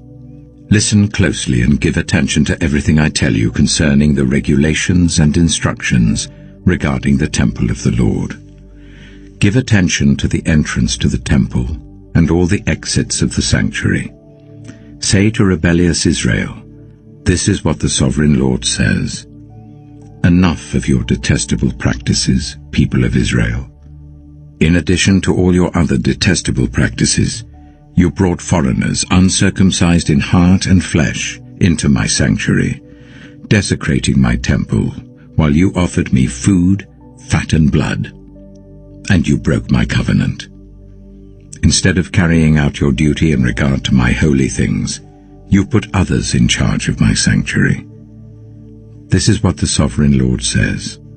No foreigner, uncircumcised in heart and flesh, is to enter my sanctuary, not even the foreigners who live among the Israelites. The Levites, who went far from me when Israel went astray, and who wandered from me after their idols, must bear the consequences of their sin. They may serve in my sanctuary, having charge of the gates of the temple and serving in it. They may slaughter the burnt offerings and sacrifices for the people, and stand before the people and serve them. But because they served them in the presence of their idols, and made the people of Israel fall into sin, therefore I have sworn with uplifted hand that they must bear the consequences of their sin, declares the sovereign Lord. They are not to come near to serve me as priests, or come near any of my holy things, or my most holy offerings. They must bear the shame of their detestable practices, and I will appoint them to guard the temple for all the work that is to be done in it. But the Levitical priests, who are descendants of Zadok, and who guarded my sanctuary when the Israelites went astray from me, are to come near to minister before me. They are to stand before me to offer sacrifices of fat and blood, declares the sovereign Lord. They alone are to enter my sanctuary. They alone are to come near my table to minister before me and serve me as guards. When they enter the gates of the inner court, they are to wear linen clothes. They must not wear any woolen garment while ministering at the gates of the inner court or inside the temple. They are to wear linen turbans on their heads and linen undergarments round their waists. They must not wear anything that makes them perspire. When they go out into the outer court where the people are, they are to take off the clothes they have been ministering in and leave them in the sacred rooms and put on other clothes, so that the people are not consecrated through contact with their garments. They must not shave their heads or let their hair grow long, but they are to keep the hair of their heads trimmed. No priest is to drink wine when he enters the inner court. They must not marry widows or divorced women. They may marry only virgins of Israelite descent or widows of priests. They are to teach my people the difference between the holy and the common, and show them how to distinguish between the unclean and the clean. In any dispute, the priests are to serve as judges and decide it according to my ordinances. They are to keep my laws and my decrees for all my appointed festivals, and they are to keep my Sabbaths holy. A priest must not defile himself by going near a dead person. However, if the dead person was his father or mother, son or daughter, brother or unmarried sister, then he may defile himself. After he is cleansed, he must wait 7 days. On the day he goes into the inner court of the sanctuary to minister in the sanctuary, he is to offer a sin offering for himself, declares the sovereign Lord. I am to be the only inheritance the priests have. You are to give them no possession in Israel. I will be their possession. They will eat the grain offerings, the sin offerings, and the guilt offerings, and everything in Israel devoted to the Lord will belong to them. The best of all the first fruits and of all your special gifts will belong to the priests. You are to give them the first portion of your ground meal, so that a blessing may rest on your household. The priests must not eat anything, whether bird or animal, found dead or torn by wild animals. Ezekiel chapter 45.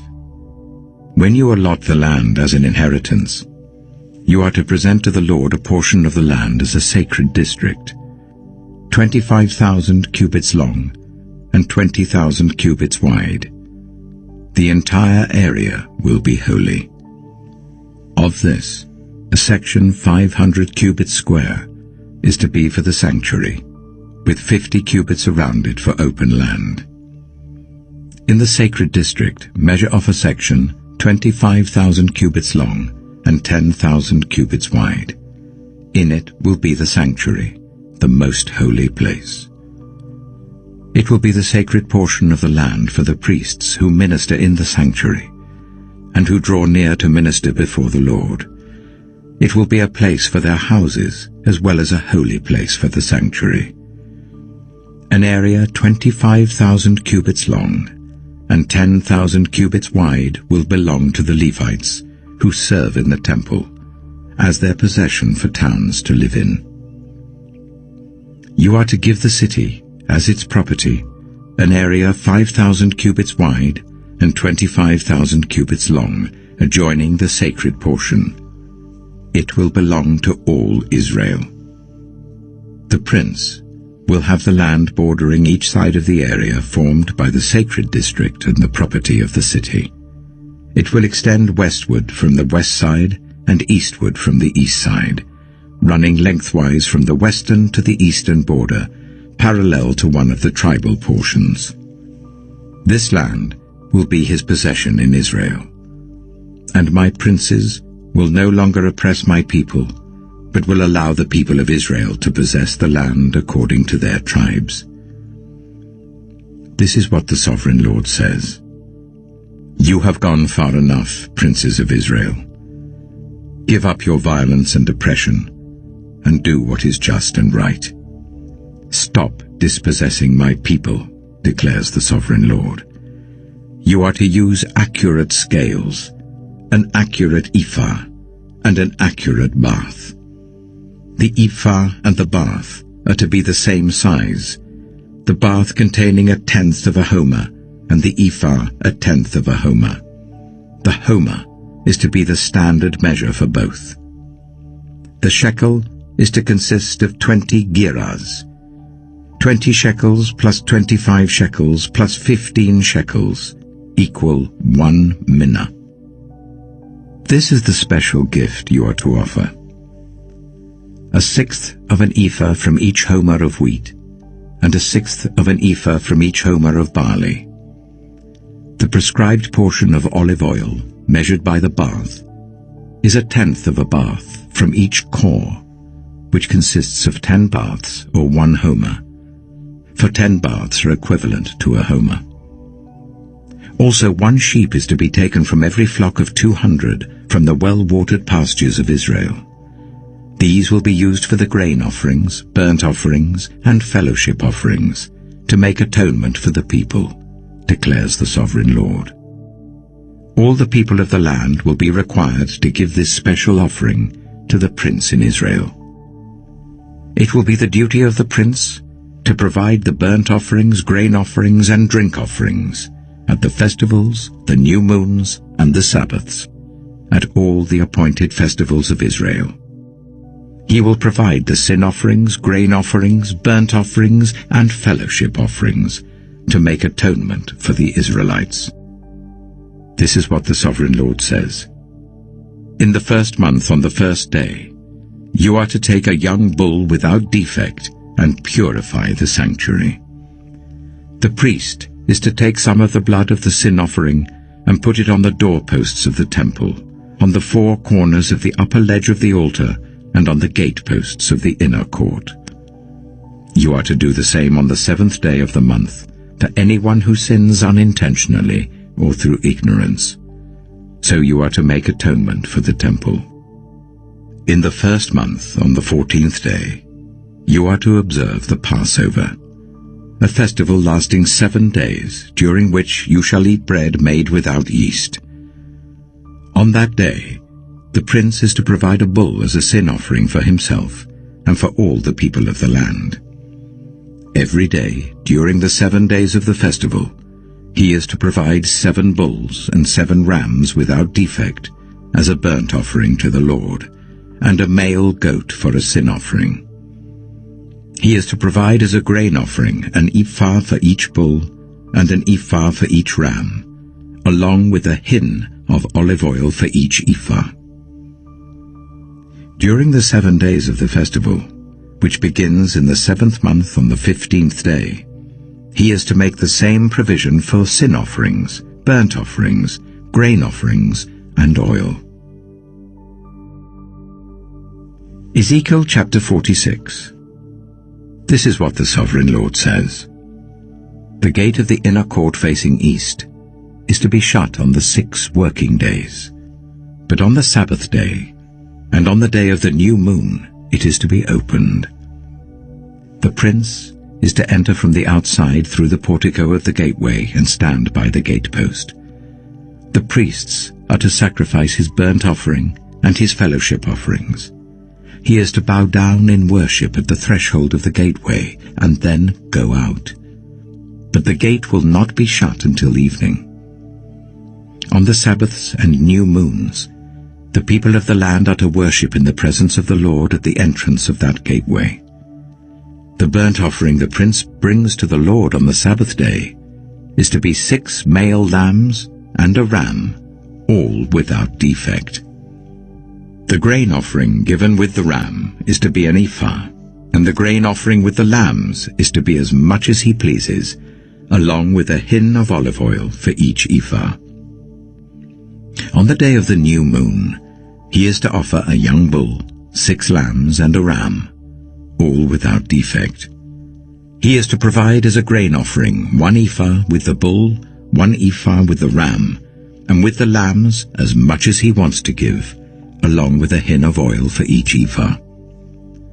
When the prince enters, he is to go in through the portico of the gateway, and he is to come out the same way.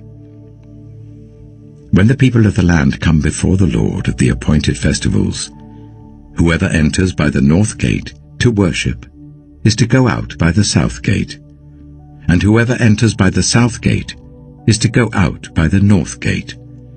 No one is to return through the gate by which they entered, but each is to go out by the opposite gate. The prince is to be among them, going in when they go in, and going out when they go out. At the feasts and the appointed festivals, the grain offering is to be an ephah with the bull, an ephah with the ram, and with the lambs as much as he pleases, along with a hin of oil for each ephah. When the prince provides a freewill offering to the Lord, whether a burnt offering or fellowship offerings, the gate facing east is to be opened for him. He shall offer his burnt offering or his fellowship offerings as he does on the Sabbath day. Then he shall go out, and after he has gone out, the gate will be shut. Every day you are to provide a year-old lamb without defect for a burnt offering to the Lord. Morning by morning you shall provide it. You are also to provide with it, morning by morning, a grain offering, consisting of 1/6 of an ephah, with 1/3 of a hin of oil to moisten the flour. The presenting of this grain offering to the Lord is a lasting ordinance.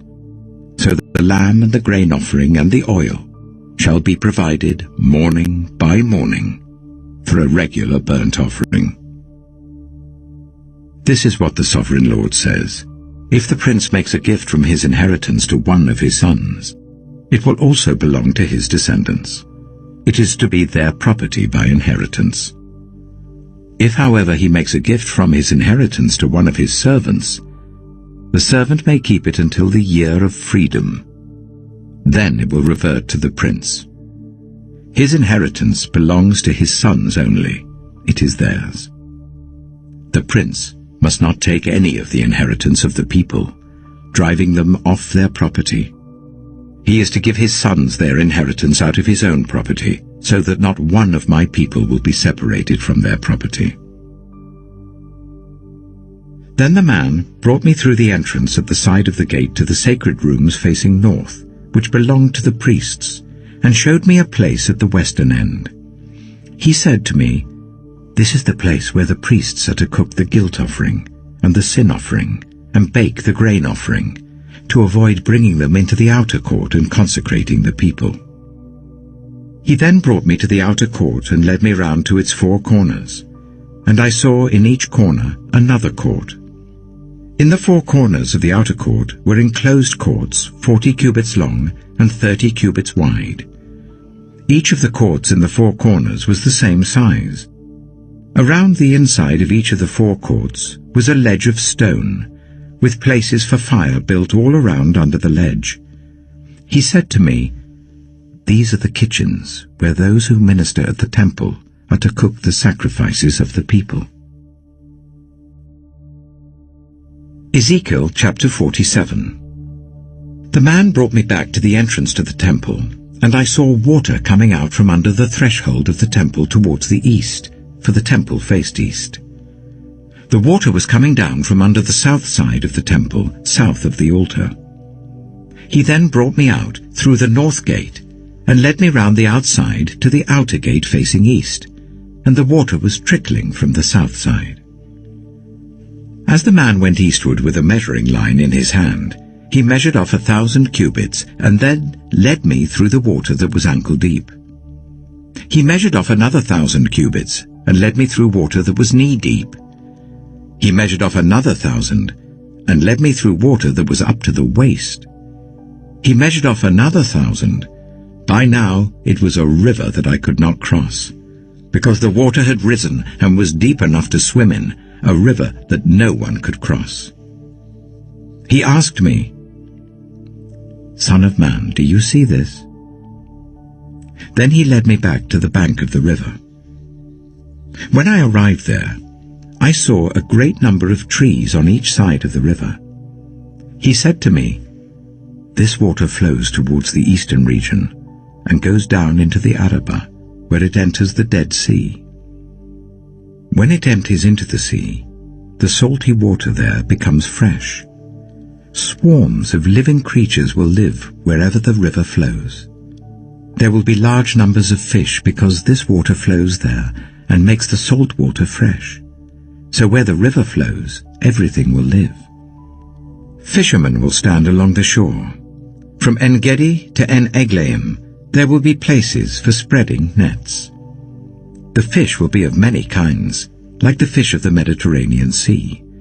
But the swamps and marshes will not become fresh. They will be left for salt. Fruit trees of all kinds will grow on both banks of the river. Their leaves will not wither, nor will their fruit fail. Every month they will bear fruit because the water from the sanctuary flows to them. Their fruit will serve for food, and their leaves for healing." This is what the Sovereign Lord says. "These are the boundaries of the land that you will divide among the 12 tribes of Israel as their inheritance, with 2 portions for Joseph. You are to divide it equally among them, because I swore with uplifted hand to give it to your ancestors. This land will become your inheritance. This is to be the boundary of the land. On the north side, it will run from the Mediterranean Sea by the Hethlon road, past Lebo-Hamath to Zedad, Berotha and Sibrim, which lies on the border between Damascus and Hamath, as far as Hazar-Hataikon, which is on the border of Hauran. The boundary will extend from the sea to Hazar-Enan, along the northern border of Damascus, with the border of Hamath to the north. This will be the northern boundary. On the east side, the boundary will run between Hauran and Damascus, along the Jordan between Gilead and the land of Israel to the Dead Sea and as far as Tamar. This will be the eastern boundary. On the south side, it will run from Tamar as far as the waters of Meribah Kadesh, then along the Wadi of Egypt to the Mediterranean Sea. This will be the southern boundary. On the west side, the Mediterranean Sea will be the boundary to a point opposite Lebo-Hamath. This will be the western boundary. You are to distribute this land among yourselves according to the tribes of Israel. You are to allot it as an inheritance for yourselves and for the foreigners residing among you and who have children. You are to consider them as native-born Israelites. Along with you they are to be allotted an inheritance among the tribes of Israel. In whatever tribe a foreigner resides, there you are to give them their inheritance, declares the Sovereign Lord.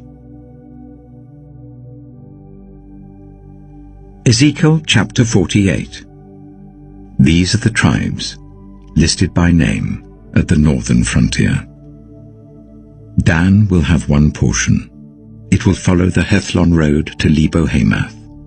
Hazar-Enan and the northern border of Damascus next to Hamath will be part of its border from the east side to the west side. Asher will have one portion. It will border the territory of Dan from east to west. Naphtali will have one portion. It will border the territory of Asher from east to west. Manasseh will have one portion. It will border the territory of Naphtali from east to west. Ephraim will have one portion. It will border the territory of Manasseh from east to west. Reuben will have one portion. It will border the territory of Ephraim from east to west. Judah will have one portion. It will border the territory of Reuben from east to west. Bordering the territory of Judah from east to west will be the portion you are to present as a special gift. It will be 25,000 cubits wide, and its length from east to west will equal one of the tribal portions. The sanctuary will be in the center of it. The special portion you are to offer to the Lord will be 25,000 cubits long and 10,000 cubits wide. This will be the sacred portion for the priests. It will be 25,000 cubits long on the north side, 10,000 cubits wide on the west side, 10,000 cubits wide on the east side, and 25,000 cubits long on the south side. In the center of it will be the sanctuary of the Lord. This will be for the consecrated priests, the Zadokites, who were faithful in serving me and did not go astray as the Levites did when the Israelites went astray. It will be a special gift to them from the sacred portion of the land, a most holy portion, bordering the territory of the Levites. Alongside the territory of the priests, the Levites will be allotted a portion of land, 25,000 cubits long and 10,000 cubits wide. Its total length will be 25,000 cubits, and its width 10,000 cubits. They must not sell or exchange any of it. This is the best of the land, and must not pass into other hands, because it is holy to the Lord. The remaining area, 5,000 cubits wide and 25,000 cubits long, will be for the common use of the city, for houses and for pasture land. The city will be in the center of it, and will have these measurements. The north side, 4,500 cubits. The south side, 4,500 cubits. The east side, 4,500 cubits. And the west side, 4,500 cubits. The pasture land for the city will be 250 cubits on the north, 250 cubits on the south, 250 cubits on the east, and 250 cubits on the west. What remains of the area, bordering on the sacred portion and running the length of it, will be 10,000 cubits on the east side and 10,000 cubits on the west side. Its produce will supply food for the workers of the city. The workers from the city who farm it will come from all the tribes of Israel. The entire portion will be a square, 25,000 cubits on each side. As a special gift, you will set aside the sacred portion along with the property of the city. What remains on both sides of the area formed by the sacred portion and the property of the city will belong to the prince. It will extend eastward from the 25,000 cubits of the sacred portion to the eastern border, and westward from the 25,000 cubits to the western border. Both these areas running the length of the tribal portions will belong to the prince, and the sacred portion with the temple sanctuary will be in the center of them.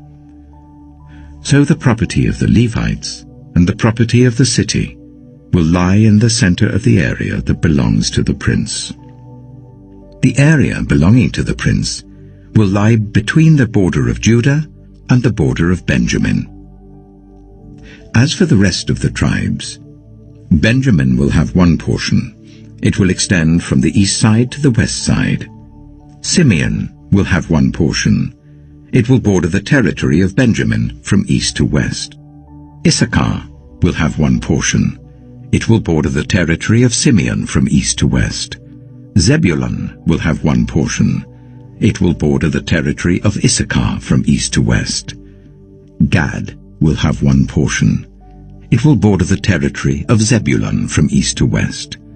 The southern boundary of Gad will run south from Tamar to the waters of Meribah Kadesh, then along the Wadi of Egypt to the Mediterranean Sea. This is the land you are to allot as an inheritance to the tribes of Israel, and these will be their portions, declares the sovereign Lord. These will be the exits of the city, beginning on the north side, which is 4,500 cubits long. The gates of the city will be named after the tribes of Israel. The 3 gates on the north side will be the gate of Reuben, the gate of Judah, and the gate of Levi. On the east side, which is 4,500 cubits long, will be 3 gates: the gate of Joseph, the gate of Benjamin, and the gate of Dan. On the south side, which measures 4,500 cubits, will be 3 gates: the gate of Simeon, the gate of Issachar, and the gate of Zebulun. On the west side, which is 4,500 cubits long, will be 3 gates: the gate of Gad, the gate of Asher, and the gate of Naphtali. The distance all around will be 18,000 cubits.